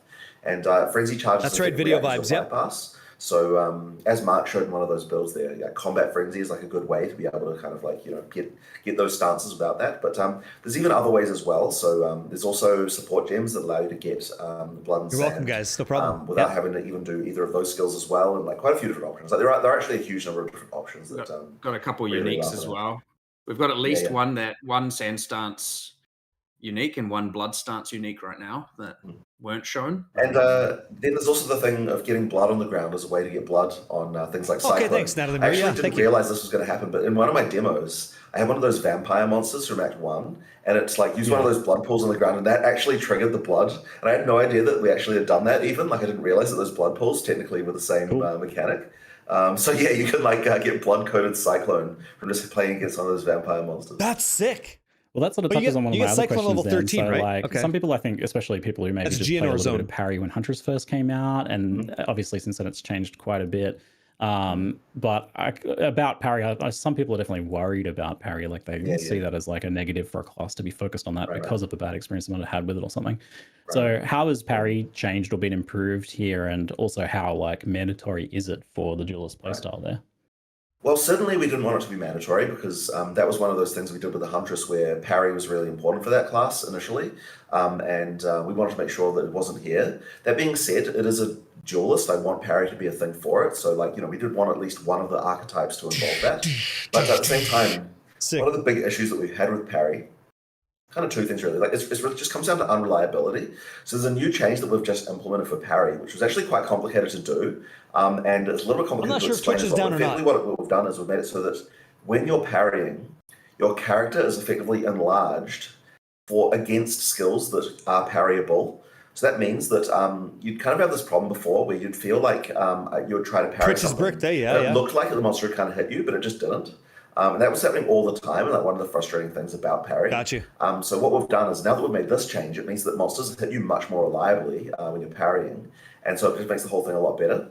But the other issue that we had as well is just boss fights. Like some boss fights just don't really have a lot of parryable attacks, and that's where the shield thing comes in. We can do the shield bash to allow you to parry a monster even when they're not attacking you. So that one's kind of like, it also can be used during clearing as well. But I sort of saw that as fixing like the boss fight problem of like, just some bosses just don't have abilities that easy parry. So it makes the whole thing a lot more reliable in any context right there. So both of those changes together really do improve the feel quite a lot compared to what we had before. I wonder if you'll finally get this way honestly, to like... I mean, I love to parry personally. But yeah, I like to parry too. I like the parry gameplay and a Souls mechanic. I think it's fun. But I wonder if we're going to get a strength build or something that's strong enough to parry or block a red attack, like an stoppable attack. Well, this guy breaks that. That'd be kind of cool. Or this chick can do that. I think it'd be kind of fun. For that, like it's just kind of like an extra thing on your native skill that you've got. Like, just the shield that you've got right from the beginning. Yeah. It'd be cool. Normally people don't look at the videos for like the base skills like that. Like technically there are videos for it. If you go into the alt menu, you can get to it. But nobody's really digging into there and looking for that. So it's kind of hard to find where to explain that. But I guess anyone who listens to this live stream will know about it. And hopefully that'll slowly make its way through the community. This is going to be nuts. I was going to ask because I didn't even know about that until you told me about it later. What were you saying? Yeah. A couple more parry things there for a bit later as well. We have a, not that I'm trying to spoil everything. We have a new reservation skill codenamed Arcane Parry right now, which is effectively, it charges up and then when you parry, it does a much more significant shockwave comes out of you just to allow for a lot more area of effect coverage. And that means that all those monsters get parried as well, by the way. So the point of this is to make so that we had this thing before where there was a period there where parry was had a really, really huge range. And it was good for endgame, but we didn't really like that it was so non-physical. So by adding this kind of effect to it and actually making it into a mechanic that you can do with a spirit reservation, now it becomes a thing that we can much more readily accept. And it is a good way to actually make parry viable in endgame as well, by just making it hit a much larger area. That parry fix where you're enlarged, is that in 0.55 or is that a 1.0 alongside Duelist change? It's probably in 1.0, I would imagine. 1.0. I'm pretty sure. Yeah, that would be 1.0. All right. Yeah, What were you saying? Zuby. But Yeah, we, I agree. We also have a new unique helmet coming, which causes your war cries to parry enemies, What? and then in the full radius. And we also What? have we're currently trying. We're hoping we can get this, but just so that if people want to play two-handed sword and want to still engage with it, we're trying a two-handed sword base type that grants parry, and you can parry with that. So that'll Fuck be a very yeah, bring that specific on. Ooh, base type. I'm excited about that. Base I was type definitely, So you can parry with your I was voice? definitely a little sad Is- to see that you couldn't parry with the two-hander, but Isn't there is there not an abyssal mod that allows you to increase the radius of war cries? So you can just shout the whole screen, everybody gets parried? the swords, Fuck. and you can parry with the buckler or Oh, the armor huge, evasion right? shield bases, Oh, right? nonstop? Yeah, Hell yeah. The other ones as well. So you've got the parry with those, but that lets you unique No two-handed shit. sword parry. That's pretty cool. I mean, you guys might like make more work for yourselves. That means even more animations, right? You have to make a two-handed parry animation now. sure. Just for that. Sure. No, that's fine. That's fine. Do it. It's fine. I was going to ask about the animations actually, because Yeah, these are definitely Fuso some of Da, the exactly cooler right. animations that we've seen so far, and also just They in definitely general, are. like some of the coolest sword animations. He's I've seen in drinking any wine. game. Even noticing Yeah. like, some real kind of like He's having a good authentic time. aspects to some of the movements and stuff. Like obviously it's over the top, like giant sword slams and stuff. Yeah. But some of the like movements in like say the cyclone and the way the swords twist around and the swords are handled and stuff like that. I'm like, oh, there's someone knows sword I mean, stuff on your team. Ed has clearly. It has done a phenomenal job, not only of the animation itself, but also just researching stuff. And I actually had someone at Gamescom, like a journalist, say to me that they actually know how to, they've used a sword and done some blade practice. And the first thing he said to me was, oh, like, did you like hire anyone to like advise about this? And it's like, no, whatever. Our animator's just really interested in this stuff. And what they do is he's got like he's got like a weighted, sort of weighted plastic blade that he's got in the studio, and he can film video reference of himself like doing things and sort of get some of that to get video of it that then he can use to kind of work out how to do the movements. But he's just really interested in all of this kind of stuff, and he does a lot of research, like watching YouTube videos of actual people like doing this stuff, and it's resulted in like, just a really amazing looking. You have to. That's how you have to do it. You get animate. You got to see how it goes. Animation that we've done. Yeah, I would have Very cool. believed if you had said like, oh yeah, we had some Heba guy came in, we mocapped them or something. So that's really impressive work. So some great stuff. Yeah, it looks super wicked. But at the same time, like you've also not been afraid to go a bit over the top there. One of the press images with a gigantic anime. Yeah. I mean, there there has to be some level of anime inspiration if you're talking about swords for certain things. Like as I said before, like everyone's got different fantasies about what being a swordsman means, and the sort of anime sword thing is definitely one of those. So we kind of had to have it. Yeah, you've tried That's cool, touching man. all of those. You definitely got that dash in kind of nothing personal anime thing where they slice and then fall apart afterwards. Yeah, exactly. So I'm not sure if we even showed that in the video really, but we actually have some new tech now where all the monsters are capable of being sliced into pieces. So it actually works. Cool. Like all the monsters are being like split up, and then we can. It's actually a mechanic. You know what? Actually, one of the in-game builds had it, didn't it? Where you slice monsters up. And then we've even got mechanics to take advantage of that, like the one that makes so that some of the chunks explode after they get sliced up. Yeah, so it's an actual thing now. We kind of originally did it just as a visual cool thing. Dude, there's body part explosions. It's an actual game mechanic as well now. So cool game. Cool game. Free, by the way. I had the meat chunks on bleed. I think we're calling them meat chunks internally. Meat chunks on bleed, but I didn't have the meat chunks on slice and dice or whatever. Right. Okay, you didn't have that one. No, that's a different build. Right. All up, I know that this has been a pretty challenging class to showcase, and it's something we chatted about quite a bit, how you wanted to like show, the campaign and the end game. And I think like having both of those here in this showcase has been really good for people so they can see and have like that full picture. Obviously, wanted the slower technical stuff to show like how the animations work, how the interactions I like work, it. I like that they show end game stuff. Like, it's nice. what people can aspire to. But how well do you think overall that you've been managed to communicate the duelist here? Because I feel like it's a hard thing to nail down without actually playing it. Mostly because you can see the fluidity sort of, but you don't really know how it feels. So I mean, that's one of the reasons why I was so keen to demonstrate it at Gamescom, so a bunch of people get their hands on it. Honestly, it's just been really good. Like a lot of people really enjoyed it. So I think I was a little bit worried, right? Because like I was worried, like will people understand ready stance and so on.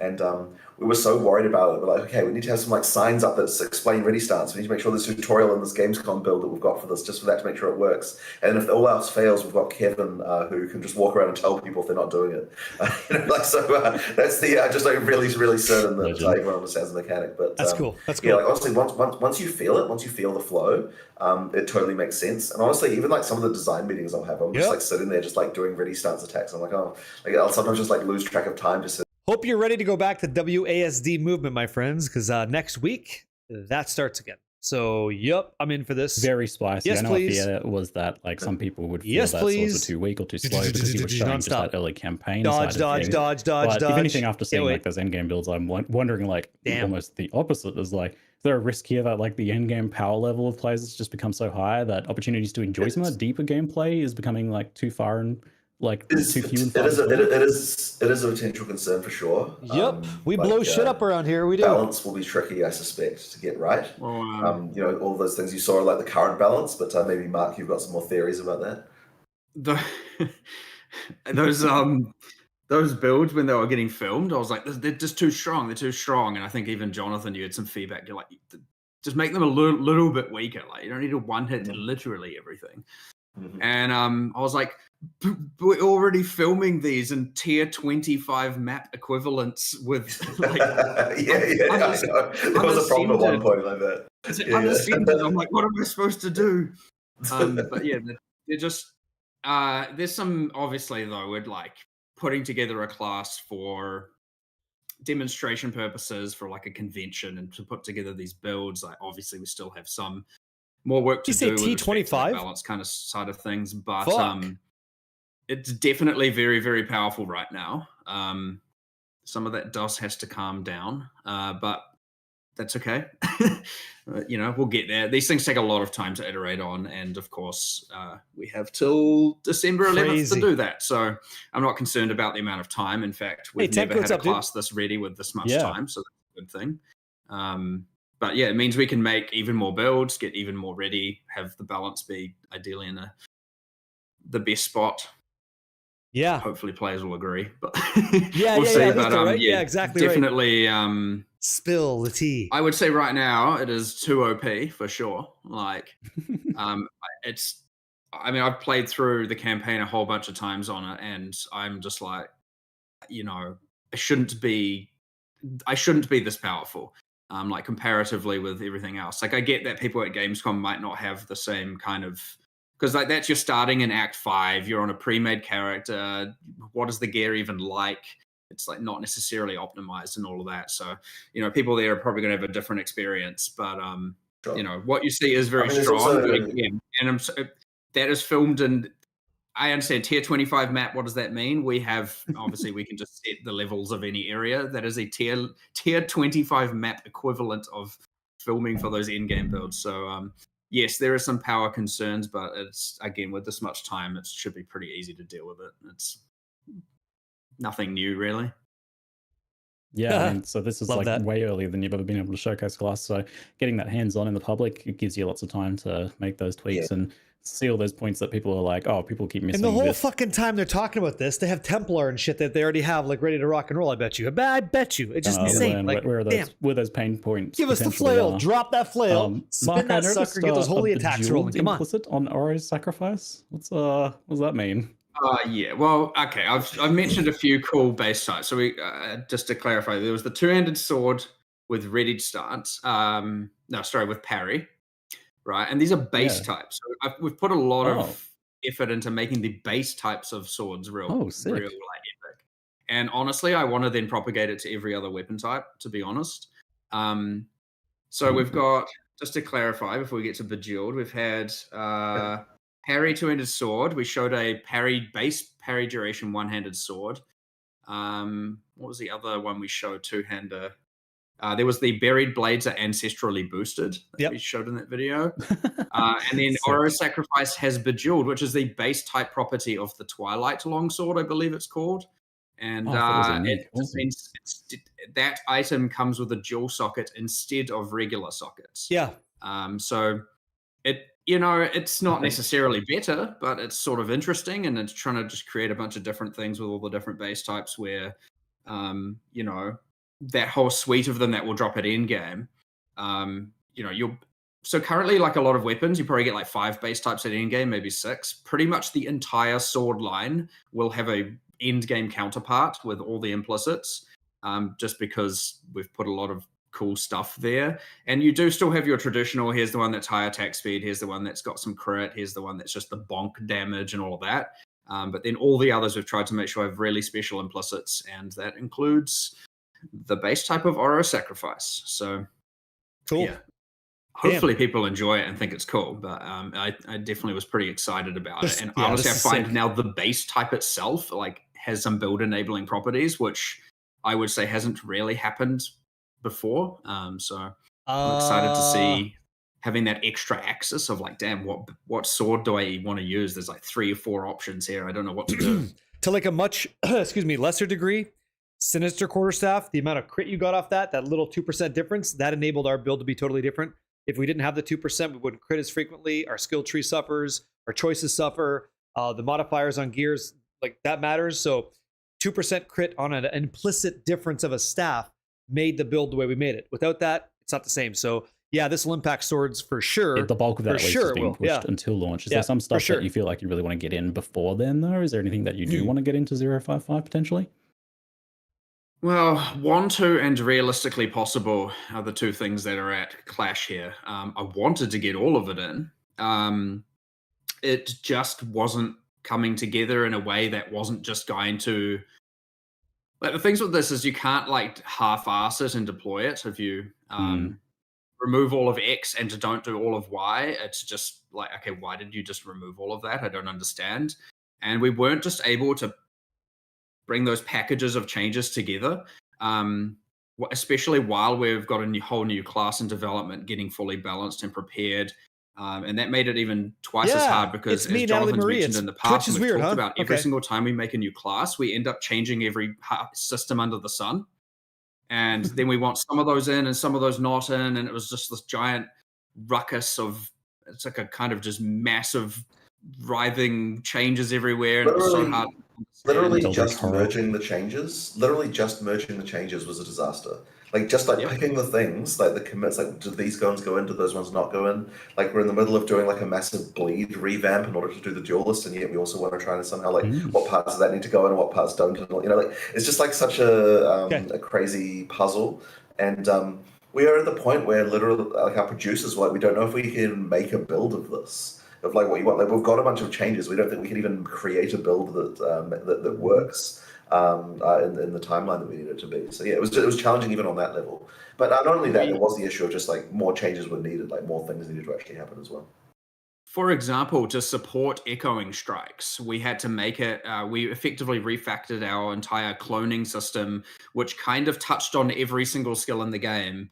And it's like, okay, well, we don't want that because it's untested, has a bunch of ramifications and stuff we still need to iterate on. Yet now any change we have to make to every single skill now has a conflict when we're trying to merge it to the actual build. And honestly, it was just turning into an absolute disaster.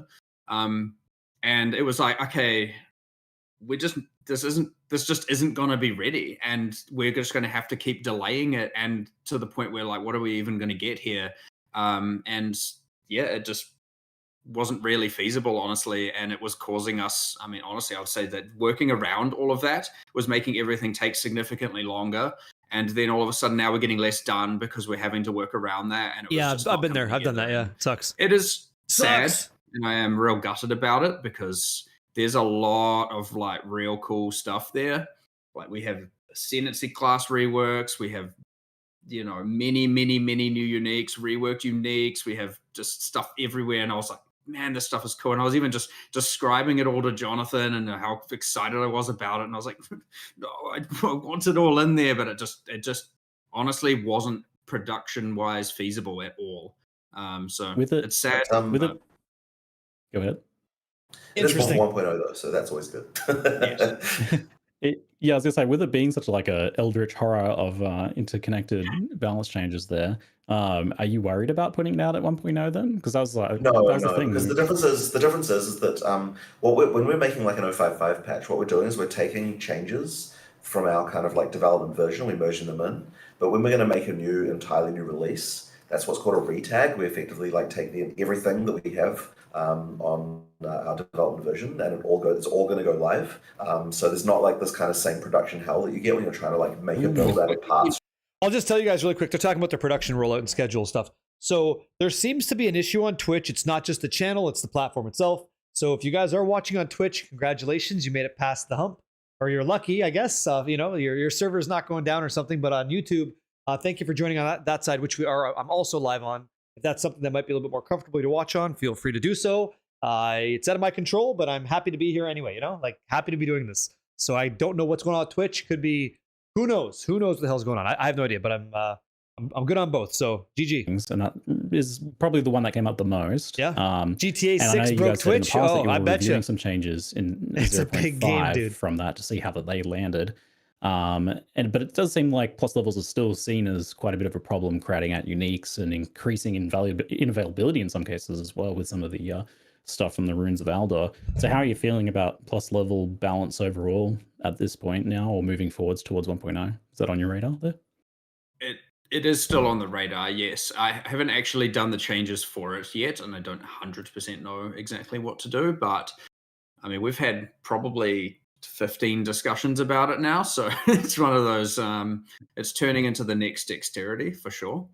And we'll see. We'll end up somewhere for sure. I just don't know exactly what that is man. right now, but it's the second. We have a week to bust our butt and get our goals done. This is going to be interesting. Called Mark to do something, and it's the second one. So it's what's number one out of interest? We're having another balance meeting today to discuss it. So what is number one? It's probably just whatever I added last. Number one is reserved for this hasn't been sorted in the list yet. Okay. Because I just insert at the top of the sheet when I add stuff. So and then it gets reprioritized. But that one stays at number 2. I see. Okay, kind of cool. Have you guys discussed like some of the things being kicked around? I've seen like, I don't know what's a good solution and what's not and for what reasons here, but have you discussed like, maybe like level 30 is the cap that you can reach for gems, or limiting the amount you can get there? Or is it more of something you're looking at, it's maybe just about getting the numbers right, like we just want to bring those down to certain levels? Yeah, I'll be okay. I'll strength stack just fine, yeah. Caps there is a cap, but yes, caps have been discussed. I think the important thing we want to do is not kill. Well, honestly, I would say there is a few problems with like caster itemization, and I want to make sure that we don't just take away that itemization. Even very early in the game, caster itemization isn't as good as it could be. But it's really hard when you're dealing with fundamental mod pools. Like even early game runes are not as impactful, obviously, for casters, right? Where you get like flat damage ones for attackers and casters don't, and it propagates all the way through. And I get that some of the leagues have added some, breach caster items, for example, have added some in-game itemization, but there is a more fundamental problem of here, Jordan for sure. Modifier, mnemonic ring, money. I just don't want to make the itemization for casters worse. Let's make it really. That's honestly how it is. Interesting. Yes. Yeah, it'll be interesting. I get it. I get that it extends further than just casters, but like that's the main thing of not wanting to ruin. I know there's several discussions there. Everyone has a different perception of like what is good itemization or not. I'm talking about just generally what we believe to be good itemization, as opposed to I don't necessarily see an inherent problem with plus levels. I think it's just that the power level of it and its availability is high to the point where it does crowd out other item choices. So it feels like I'll mute this real quick. Charm Chaos on YouTube, you said you haven't had any luck selling mnemonic rings, markets flooded. You're going to sell mnemonic rings that have the of Jordan modifier because of how infrequent that appears. A regular mnemonic ring would have to have something like increased mana reservation efficiency, things like that. There's a few tags that are desirable for that base ring type. But at this stage in the league, it's been going on forever, it probably will be oversaturated. Like, you're not wrong about that. But the odds of hitting the of Jordan modifier on that breach-only droppable ring from the Genesis tree, that's why it's so expensive. That's why we chase it. And that's what I'm going to be looking for in this league, depending if it makes sense to do so. Like, this seems solid. So I'm very down to find out if I can even hit one. I've discussed that before, but 1 month is a long time. It's going to be fun. we'll see what happens, but we will do something. Next week. All right. Damn. So the Forbidden Rights event. So just to clarify for folks, this being an event is different to a regular expansion. It's a different thing entirely. It's not a league and expansion in that same way. So what of the changes that you talked about are specific to this Forbidden Rights event versus core game changes here as well? Yeah, so this is our first time ever that we've had a league be both running and core. And we just noticed there was a lot of people still playing Runes of Elder. We didn't want to end it. So we wanted to keep that running. So we've had to do a large number of hacks to both support something being core and not. But it's weird. The tablets are for the event and standard league. So because the league is in every area in Runes of Elder, you don't get tablets to further it. What else have we changed there? I mean, you don't get remnants in every area during the event, but you can once you start using tablets, and it's like a private league. Palebrew, I kind of like that. Yeah, obviously played leagues and seen leagues go core, or people who played our previous leagues for PoE2, like Fate of the Val, and then the Temple became core. Ultimately, it should feel like all the content from Runes of Elder is now in its core state while you're playing in the event and standard leagues. And if you continue to play Runes of Elder, you should notice no difference. That's pretty much it. There's no balance changes on next week. We have made some changes, like obviously, Ghost Rider got screwed, right? It's not introduced now until currently in the Forbidden Thank Rights God event, I can still watch it. Thank God. The characters aren't introduced until Act 4 when you're doing the quest in Act 4, so you won't see any through Act 1, 2, and 3. What else is different there? I think the only other thing we may have, I'm pretty sure we changed it, is which I don't know how people are going to respond to this one, but we've removed from the Forbidden Rights and Standard League, so it's not in the current Runes of Elder, we didn't want to affect the economy, but Elder Saga, the mods from it are now in the core mod pool of what can generate on logbooks, as opposed to requiring that item. You'll have to determine the rarity yourself, and then we've replaced that outcome from the remnant encounters, just so that the entirety of the end game for that isn't just Elder Sagaing, and that's it. Damn.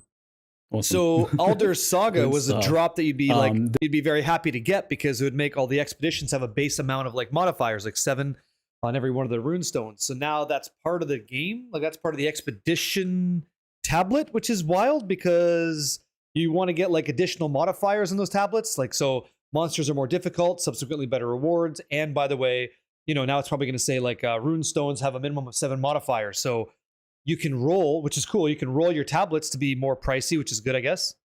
You're not going to run every map, but of course it's tradable, so yeah, feel free to just go ahead and buy them.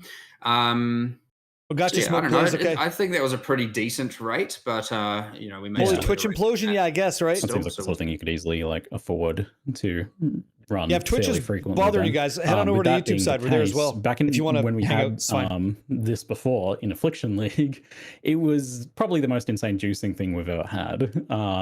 So both in terms of difficulty and reward, which is really cool for a number of reasons. It's great. I like that a lot. Big loot explosions, but also you could make the hardest monsters of all time. Finally got Twitch back up. Digitoad Stake. Okay, welcome back in. Yeah. Is this potentially going to be a similarly spicy thing for Path of Exile 2? It's obviously pretty hard to compare the drops, because it's just an entirely different drop ecosystem. Are you going to be having to hover and identify 100 heavy belts in every map? Probably not, but for those who that is my strict memory of Affliction, is Jonathan's passing the fuck out, he's barely holding on. Someone's got to get this man a cup of Folgers, because he's just trying to make it, man. This guy is working his fucking ass off, no question about it, dude. He's at a convention. Look, he's just trying to make it, dude. I feel bad for him. We're having a good time on the left hand side, top right. We are fucking struggling over here, and that's okay. That happens, You go to a convention, walk that floor, have that many handshakes and conversations, your mind is fucking waxed. Look at him. PoE1 did rarity, nothing but good graces to you, man. Items to working his cheeks off. Currency, I believe it was. Insane. Instead, here what we've done is blue wisps turn monsters magic, normal monsters magic. Yellow wisps add mods to rare monsters. And Dude, crazy, right? Purple Wisps add rarity to everything. So I think I'll go monk again. We'll purple, see. Who magenta. knows? Yeah. So if you're stacking rare monsters, obviously yellow and purple is the Message Sinister, right Luck combination Guards. to Message get. So Sinister are you or gonna expect Security. the same levels of They'll juice? grab that from me and break it down for the FTK Hard on to Saturday. say. Man. Yeah. It should definitely be a Thank good you. alternate way And to congratulations. juice in-game maps compared to say something like Delirium right now. And of course, though, you can stack both of them. So, to some degree, of course, because they both get better with tablets, so they are contesting with one another. But you can just run both and stack it with everything else that is in the in-game currently. So should be pretty out there, pretty crazy. Right on. Rapid fire. The Trial of Chaos was the changes there look amazing. What's It was NRW? One of my least favorite parts of the game. So those changes, there's huge set of improvements there. Love to see that. Is Sekima's likely to get a similar treatment in some way on the way to 0.1.0? It's not as bad in my opinion, but still be good to see. It is in terms of content, that existing content that needs improving. It is the next. Gemling's sick, right? Actual, in content, not like character side or balance or anything. It is the next thing on our list that is the worst thing. The next worst. So yes, we definitely want to, but obviously, lot to do for the end of the year. So we'll have to see if we can fit it in, but we'll see. You said people are freaking out about it having no balance changes. If changes? not for release, then you'd look at it for 1.1 kind of territory for sure. Right? They didn't have to do anything for us. Relax. Congrats. Honestly, we have new stuff. Great. The changes we made to Trial of Chaos are it's so much better. Look at what else you got. Like, relax. You're fine. Enjoy it. And it should never have been in that state. Like, I was writing and reading all the patch notes, and I was just like, we should never have had to write this. This should not have ever needed to have been a patch note. This is like horrendous.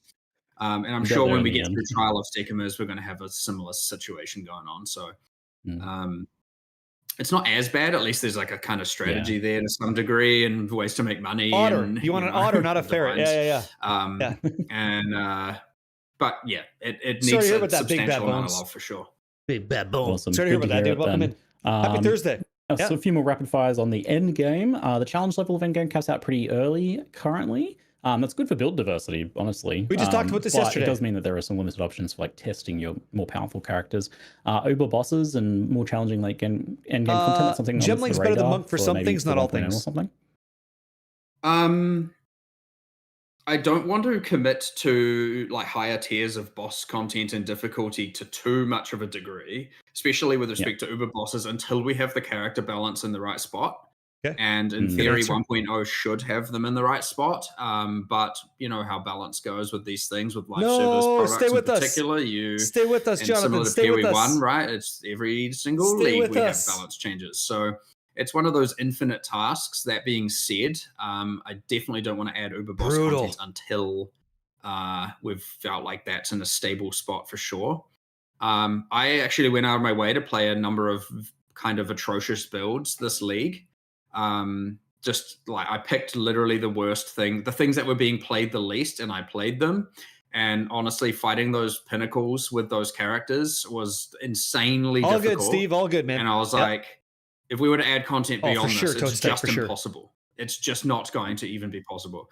It was actually like his eyelids are dropping atomic bombs on his face. Like he's trying so fucking hard to keep those 12-pound eyelids up. And he's doing a great job, you know? He almost had it, then his arm came up and said, there he goes. Coming back in. He's fighting him. Here we go. Sleep. It wraps around you. You can't escape it, right? He's doing his best. Here we go. Low end is just not he in is the right highlight. spot at all. He and is honestly, the highlight. The very, very it's top, happening, top 1% kind of builds is not in the right spot either. So once we get that, I'm hoping to be able to actually start, thinking about it. But I mean, the Wildwood will go towards making things harder. So rest assured. Yeah, we'll see about that. Some juicing potential there. We'll see about that. There's been a few questions about the state of tablets, focusing on tablet management, trading, rolling, the work that kind of goes into getting the modifiers that you want for in-game farming strategies. You get it compared to things like scarabs, which have those set effects. So they've got that double whammy of like random modifiers and the limited uses. Not for me, man. I'm so down to try it. I'm so not down. like about current tablet design. Is this something you're thinking about at all, or is this kind of the first time you've heard that brought up? How are you guys feeling about tablets overall there?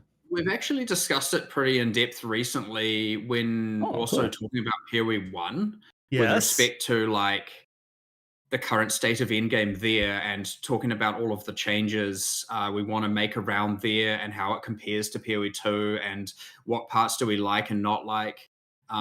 Personally, I really like the tablet, the mod rolling side of things. I like it too. And what It's we okay. found is generally over time, there is at least an audience that are more aligned towards wanting determinism, and thus the mod rolling can get phased out. And I actually think that this has been a big part of the discussion where we're looking at this. I feel like by adding more determinism and removing these like random axes, the strategies end up becoming quite dull and then have to just be balanced around that determinism, and then they get neutered, and then you've just lost kind of everything because everything is all equal and everything's all balanced. And it's had that effect, like definitely it's had that effect as to where the fine line is between the kind of mod rolling and the determinism. I'd say that it's something we still have to kind of figure out, but I'm quite happy with how that is right now, where there's like some crazy stuff you can do, but it requires specific tablets with specific mods. Yeah, I like that. And I so, agree, yeah, it's good. I immediately, I caught us, we were actually doing this for 055. I was like, all of a sudden I saw a bunch of the really spike modifiers getting kind of like people pushing to nerf this, nerf that, get this in line with the rest of the content. And I was like, let's not do that right now. I think there's one or two that like, okay, I understand the beyond reason, but that could be cool in that like, limerick, let's pull back Rip, some of what's up, that dude? because I want to actually reevaluate how much power you should be able to get out of these random modifiers as opposed to things that are just baseline always on. So yeah, there's still some evaluation to do there, but personally, I'm quite happy with it. I love that you get some tablets that are out of control and cause you to have, well, my recent demonstration, an army of sentinels or sentries following you around, adding runes to everything. We have some crazy stuff with the Expedition. I mean, the Expedition tablet mod is actually a lot larger and has a lot more spike stuff at the top, so I'm actually quite curious to see how people feel about that in the Forbidden Rights, to see how that plays as well. We've tried to make sure that mod pool is larger than the other tablet mod pools to see if that is a something people resonate well with or not well with as well. So yeah, you can. Thank you. Anyway, my point being, like, we're still discussing it, and we're still kind of testing some stuff with the tablets, and Forbidden Rights will reveal some of that. But ultimately, personally, I'm pretty happy with where it sits. Yeah. Overall. Awesome. Yeah, it's good to hear it's in discussion then. One thing I saw that was like maybe an easy win was to get bookmarks in for the in-game trade, because I think people use that for convenience when trying to trade this stuff, and being able to set Sentinel those pets up and are cool, bookmark yeah. those would be pretty sweet. Pretty sure that is a thing. Frog tossing, yeah. We have favorite trades and recent trades as two things that are internally, as of yesterday, implemented on PoE 2. Oh hell yeah! Sick. Awesome. I think it was on I like that. gamepad and or console, and now Next week, that's right. 0.55 is next week, Friday, next Friday. So whatever you got for Path of Exile 1 that you want to do, or whatever game you're playing, whatever you're doing, you're planning on going back for 0.55. Excellent. Make sure that's done before then, because Friday you go. I'll let you folks go, and we've got a race to prepare for. To swap over to here in just a moment. Looking forward to casting out as the grand final of the qualifiers. Yeah, welcome back to Twitch if it's working, guys. Yeah, for sure. Heard it was kind of shit, so. Thanks Appreciate very your much for patience, joining me, Mark and Jonathan, for the Q&A here once again, and best of luck with the rest rest of your hosting. It's always you are always here, a pleasure Huston. I can see you. have you to ask the questions, and hopefully you guys enjoy the Duelist when you finally get to play it on December the 11th when the game comes out. Look forward to seeing what you have in store for us at ExileCon as well. We'll see you then, absolutely. maybe. Well, there's certainly a lot more stuff to announce. Yeah, thanks everyone. Cheers. See you later. Awesome. Woohoo! Okay, so qualifier race number 4 is happening. I won't be watching that. Yes. Okay. Watching earned me a drop. I'll be checking that out. You missed the whole Q&A? Did you? Oh, that's no good. Give me a 77 on any platform you can hear me broadcast to in the world if you did not catch the majority of what the hell they talked about, because the internet on the platform you watch fucked you over huge. You just couldn't get a chance to get a piece of it. Let me know. Okay, I'm down. Okay. How many of you guys got rocked? Yeah, screwed you out of the drops as well? Yeah, that's not okay. Yeah, you'll watch it again later. I'll give you a quick and dirty as best I can, okay? Here's what you want to know. Here's what you need to know, I guess, if it impacts the way that you play Path of Exile 2. So Path of Exile patch 0.5.5, which is the one we're looking forward to, is going to have this Rite of the Nameless base event inside of what you already have, the Runes of Aldur League, okay? So if you're playing Runes of Aldur, that's going to keep going, and there's going to be a parallel economy reset with some extra juice that you can engage with if you want to. There is no class balancing. It is exactly what we have now in the game. Like whatever you have that works right now in Runes of Aldur, that's going to work again. It's just going to happen in this supplementary event that's running parallel to Runes of Aldur. So why would you do it? Because it's a reset. It's just a fun way to start something over and see if you want to challenge your build to this new way of playing it, because it is pretty interesting. I guess I'm going to try it. I'm definitely doing it. And so that comes out on next Friday. So you have 1 week. Basically, it comes out next week. What is today? Today's Thursday. So 1 week from now to get all your shit done on whatever game you're playing so that you can get in there and give it a shot. I will more than likely level a monk again because I don't know why I wouldn't. I had a good time with it. And I have 1 month of 0.55. So I can finally make a gemling with this Nightfall shield thing and learn that and see how I can apply Nightfall to a sword-based character going for December 11th. So that's what I'm doing. It's a full, not a reset. It's just a new event. So you keep what you have in Runes of Aldur, but you will have another character that you can make in like another event. Imagine playing Runes of Aldur, like that's the season. And then I have a Barricade community event. You can feel free to join. That's exactly what this is for all of us, okay? Nothing new in 0.55. That's not at all what I said, Chemistal. That's absolutely not the truth. They have new stuff, which is going to be like new ways to play the season. And I think there's going to be new drops as well, like new MTXs as well. So it's a new way to play it. Yeah, and new difficulty as well in the top end. New difficulty in the form of new tablets for Grand Expeditions and the Wildwood. Do you know what the Wildwood is? If you don't know what that is, type 33 in chat. I can explain. That's coming to the end game of Path of Exile 2, which would be pretty great. And I'm down to see if my build can handle that. I'm sure it'll be fine. Yeah. Insane. Yeah. If you can figure out a decent build for Nightfall, I applaud you. You spent 2 mirrors on trying to make it work, and it was just not successful. We start on the back. What's that? We start on the back though, right? We start on the beach. Yes. Yeah. Brand new characters. Yep. No, swords don't release tomorrow, man. Swords release December 11th. Yeah, is what we learned. Yep. You'll be doing the Temple of Chaos. Yeah. Temple of Chaos got a total rework. Without Duelist, you're not sure what you're rolling next week. Yeah, probably Deadeye, actually. Maybe Monk. Yeah. So we have lots of stuff. Like lots of stuff to try. I never played Gemling. Gemling does everything. Gemling can do all kinds of shit. So I was very, very happy with the way my Monk went, and I think I'll start it again just to try. Who knows? Maybe I'll try something new. I'm not sure. I definitely have to, Yeah, come on in. Good morning to you, Bearded Kiwi. Yeah, guys, that's a big one. When's the new reset? The whole Kingbane reset is December 11th, but the 0.55 reset is next Friday, next week. For the economy reset, do we lose our gear as well? Yes, Buckeye. Yeah, it'd be like making a whole new character. Yep. Yeah. So I don't want to be rude or anything. I just want you to know, like, you should 100% try something new. I'm going to Big Bad Bones. I got a month to play, right? I'm down. I will. Yeah, next Friday, guys. Yeah. It's Natalie Marie. It's gonna be a joke. As long as we get our hands on Nocturnal Caress, which drops fairly frequently, there's no reason why Whirling Assault can't go quickly through the game. Like everything gets murdered by us. It's great. Little things that we need to like. Here, let me show you really quick, just as an example. Okay, if I type in build, let me see if I have access to PoE 2 here and Slap-a-dap-a-dip Bruce Lee on PoE Ninja. Okay, hopefully this holds the gear.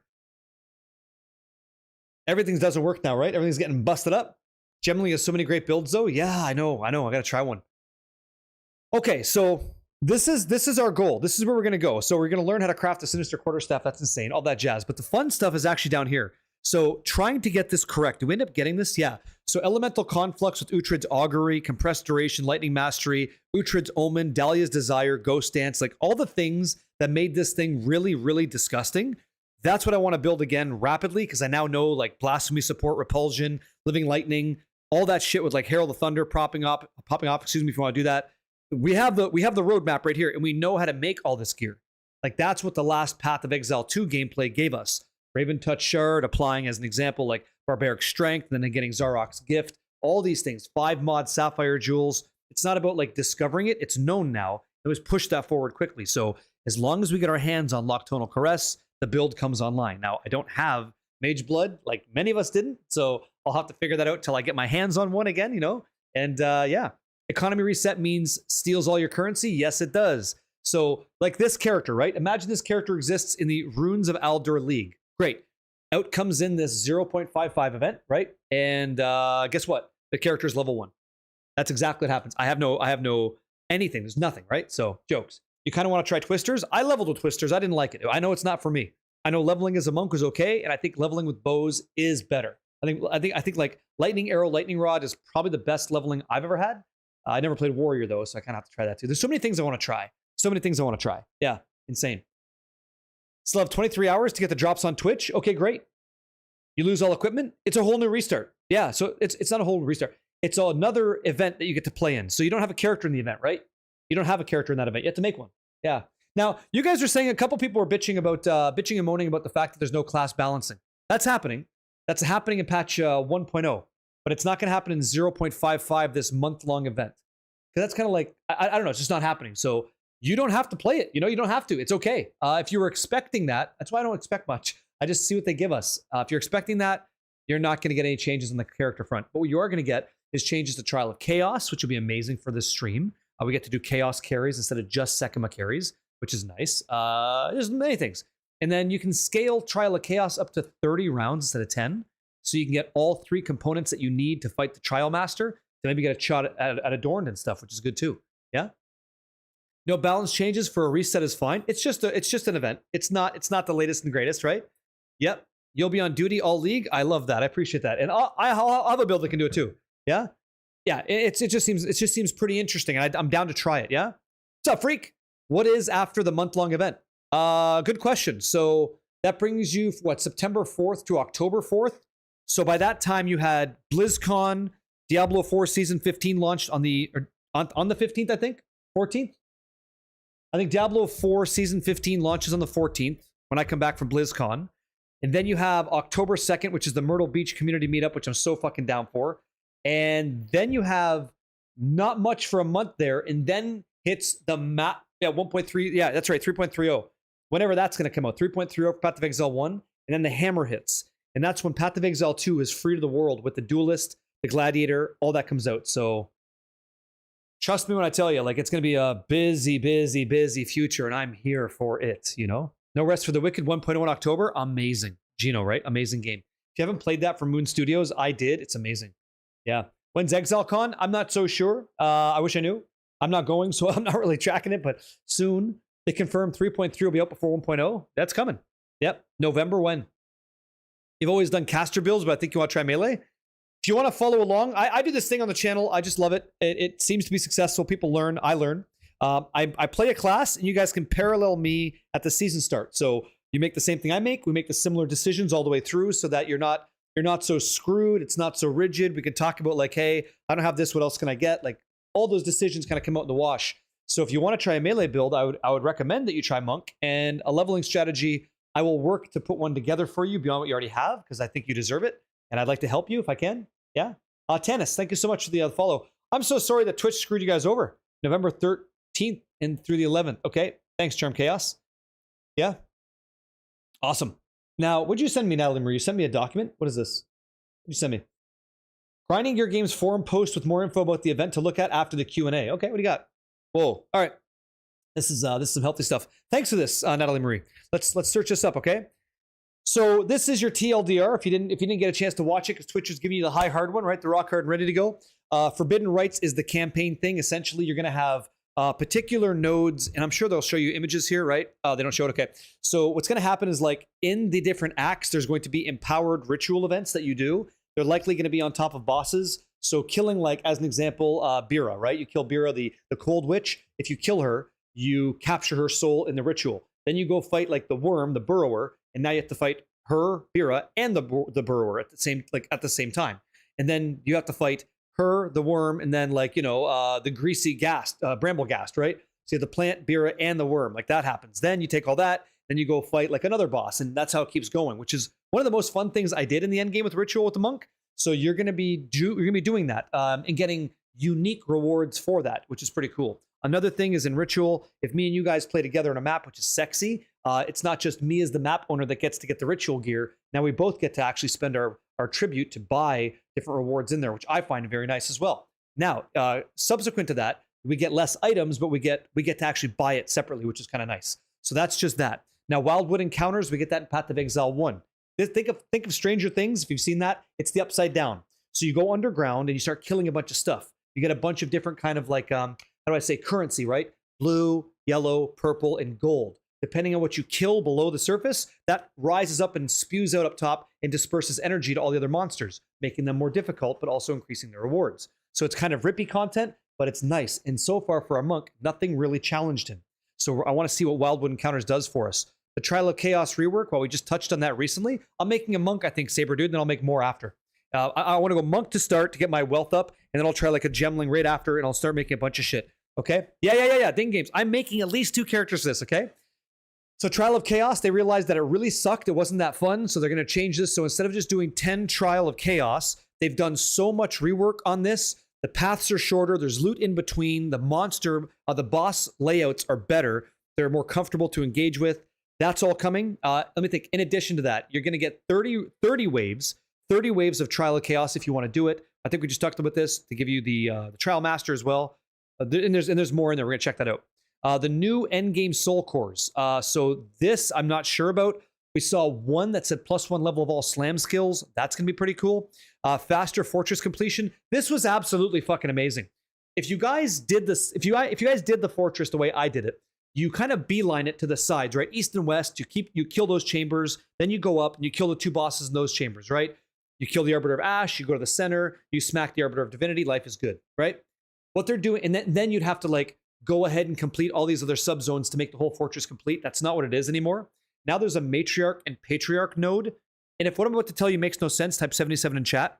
But think about the fortress as a box. You're fighting content in the box. When you go fight the Patriarch and Matriarch maps outside of the fortress, and you complete those difficult ones, the center node will complete every other subzone inside the fortress. So what that means is players get a chance to quickly just complete the fortress Atlas passive skill tree nodes rapidly instead of spending divines just to go fight the boss and get it.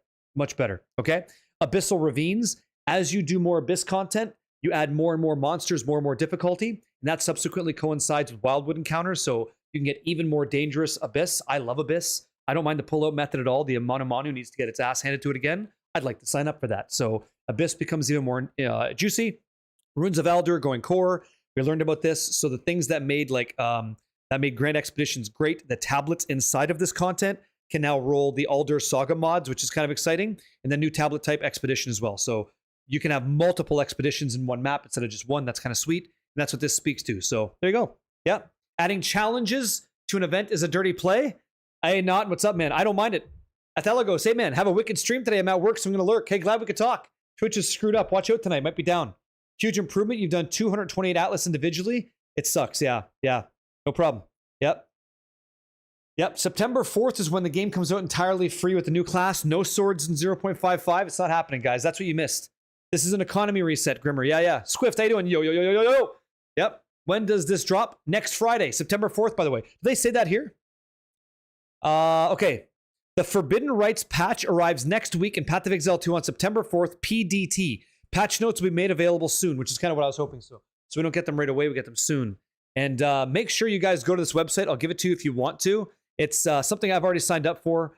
pathofexile.com/ pathofexile2.com/register. I don't work for Grinding Gear Games, but if we can complete this, I want to see how it's looking.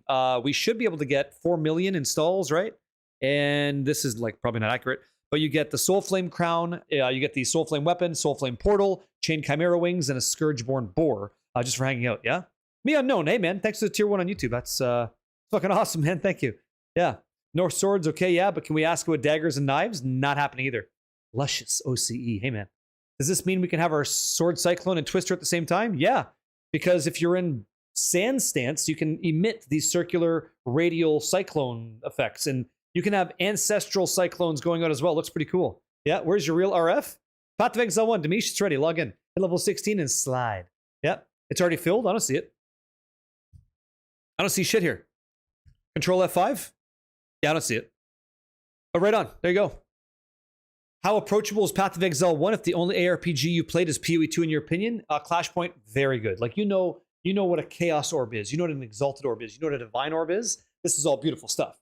It kind of works the exact same way on Path of Exile 1, kind of, sort of. You have the knowledge. You just have to try and play. You're not totally in an alien world. You get it. You understand some stuff. So, not too bad. Yeah. They haven't updated the site. Oh, you think it's done? At ExileCon, you expect them to drop some huge news for PoE 2? Oh, of course. Of course. Like, it'd be a great marketing move, yeah? Sure, you just registered. There you go. You planning on selling your RF gear to all in on your jung? No, I don't need to. My Juggernaut's fine, man. He's doing fucking fine. Like, this guy just gets there. He's good. All I have to do now is delve. Essentially just delve, man. I do have to fix the prefixes on my helmet. That's kind of a kick in the balls. And my glove could be... There's a lot of things I could do, right? But I think I might be able to run 5 ways soon, which is pretty fun. There's some things... I gotta say, guys, I gotta tell you, like, I'm not loving Heavy Strike of Trathis. It kind of doesn't feel good. And I gotta update my build so that it does feel good. I'm not quite there yet, but working on it. You know, he's a work in progress still, but I think he could do 1500. Yeah? Gonna make videos on crafting? Yeah, I want to make videos on crafting. I want to make videos on the delve, how to delve. I want to make videos on what you just watched and like share my thoughts with the world on this stuff like you guys do, you know? Someone put AI agents on that register site in the first hour? You think so? What's up, Coach? Coach Shrimp, hey, dude. You're gonna make some build guides for YouTube and the guys who can't join your streams anytime? Yeah, I'm not a build guide writer, but what I am is a guy that wants to share how I play. And so me and the mod team have talked about this. I want to make a guide for people. Let's say, hey, if you're gonna go Whirling Assault Monk, this is the strategy I use. This is the first gem. This is where you go. This is the second gem. This is kind of what we're wearing. By this place, like let's say Geonor, this is what your gear and your loadout should look like. And in Act 2, same thing. It's a lot of work to do that, man. It's a lot of work to be that efficient all the time. And so I'll try to aim for that ideal. That's where I want to go. Like something completely followable, nice and easy to understand. Hey, Spider Mike, what's up, dude? I'm Pickable Wedgie. Yo. Come on in, guys. Welcome. Yeah, I plan on it. Yeah. I have to make the content. I just put more effort into the live streams than I do the YouTube side. That's my character flaw. I got to work on that. Yeah. Your DPS and Heavy Strike is a bit low for some reason. Yeah, luck guards. It's not fucking sick. Yeah. I think it's because I'm running out of mana. I think it's a mana issue. We'll see. Got to work on that. You think you're going to play Spirit Walker Twister for the Elite League? That sounds fun. I want to make a gemling. So what I'm trying to promise you guys is when the league starts, I'm going to go to what I know so I can effectively build wealth, right? For the trade economy, things like that in softcore. Then I'll make a second character, which would be a gemling legionnaire. And whatever I build there, we're going to figure that out. Whether that's going to be like a Nightfall character that's not so strong, I don't know. Whether that's going to be, who the hell knows what it's going to be? It's a gemling. It could be anything. It could be anything. I'll try. Yeah. Gemling Twister is, I tried Twister. I don't love it. Yeah. You have a great bow gemling build, is super clear. Visual clarity for you to try. Yeah, I've seen it. Yeah. Lack of visual clarity. Yeah. Yep. Sure. Squift. You want me to guide the raid to someone who I feel has started their journey and help them out grow as you choose. So I love that. Thanks, man. Sure. Yeah. That's what I mean for everybody who can't join your live streams anytime, miss your character progress, crafting, farming methods, etc. Yeah, so there's been quite a bit, Coach Shrimp, that I've been doing in Path of Exile 1 that I guess I haven't been sharing the crafting videos, and it's not for a gatekeeping reason. It's just a lack of resource. I haven't, not enough time. Not enough time. A lot of shit going on in life, yeah? Yeah. Hydrous Oxide, nice to meet you, man. What's K? Are you saying hi? Hello, nice to meet you, man. Hello, welcome in, guys. What's going on? Yep. Thanks for showing all this. No problem. Super fan Mark, yeah? Yep. Sure. You want to get a decent amount of life, Superfan Mark, and 75 chaos res. If you can get that for 5 ways, you're fine. That's all you have to do. Yeah. Hey, thanks. Yeah. K-Cena, yo. What's going on? Back at you. Thank you. Coach Shrimp, thank you for the prime for the 3 months, guys. I appreciate it. Thank you. Tonight's a good night. Yeah. It's Mount Hyjal Black Temple. Oh, I loved that. The shaman looks so good in the blue lightning and everything. I missed that. Gorgeous. Enjoy the fights. They're awesome. Blood Boil's gonna beat your ass. He's a problem. Yeah. Enjoy it. What is it? 5 o'clock? Okay. I told you guys there's gonna be a short stream. That's it, guys. That's what we're gonna do. I had a great time. I'm sorry Twitch was shit, but I will raid out to somebody and get ready for next Friday because we're gonna play. I got to make a YouTube video going over all the coverage. I'm gonna make some updates to my character. I want to tell you what you can expect. It's okay, Casina. It's okay. I'll have stuff for you. Tomorrow, we're going to be pushing 1500 delve depth. I must do this. Tanka, thank you, man. That's tomorrow. So pushing strength, getting delve depth 1500. And then Saturday is where I get to help you guys. So I believe by tonight and tomorrow, I can get my character with a few more updates that I'll have Heavy Strike Atratus figured out. I'll have all that stuff figured out. And I can carry you guys for free in 5 ways, okay? I want to do some 5-way carries if I can, which is big XP mapping. It's going to be kind of easy to do, but I want to make sure we have it all set, okay? No problem, Ghost Rider, and thanks a lot. So what I'm going to do is I'm going to raid out to somebody in Path of Exile 2, and we'll figure this out. Give me a second, okay? Gotta do it. Gotta do it huge. Let's try this. Yeah, no problem, guys. It's a bonus day. I got lots to make. So who's in Path of Exile 2 doing stuff? Let me check this out. Let me check and see from low to high. Let's switch this up. Come here. Yeah. Hey, thanks, guys. Yeah, Twitch, eh, Silver Fox? Yeah. Hey, I don't get too mad about it because it's out of my control. What do we got down here? Let me see. English. Okay. Check this out. Who's streaming some English stuff that I can read out to? Yeah, I'm in. Yeah. I'm just Anthony. Yeah, he's good people. Let me see. Boom. Yeah, he's not live. Yeah? If he was live, we go say hello. Let me check this out. What we got here? Oh, it's an underscore? Let me see. Let's try this again. Boom, boom, slash, boom, go. Boom, boom. Oh, he's doing the coverage. What's he got? 83 individuals? Perfect. That's quite a few. Let's go say hello. Let's go say hello. I'm just Anthony. Yeah? Well, hey. Charm Chaos. At least we got a chance to hang out today, okay? I'm going to raid over there, /raid, and pop in, say hello. Yeah? Enjoy, my friends. Enjoy Thursday. I'll catch you Friday. And yeah, get your goals lined up. We have so much to do. So much to do. Initiated a raid. I don't even see it. I don't even see the raid happening. Twitch is jacked, huh, guys? This is going to be really weird because I can't see the raid timer. So I'm going to stand here. I got nothing. I can't see shit. But I do see that it's working. Okay, I don't even see it. That's on me. Yeah, can I refresh this? Can I refresh this? Let me see if I can. The stream chat? I don't see. Oh, here we go. I got it. All right, my friends. Adios. Be well. Adios. Take care. Yes. See you. 5, 4, 3, 2. Bye.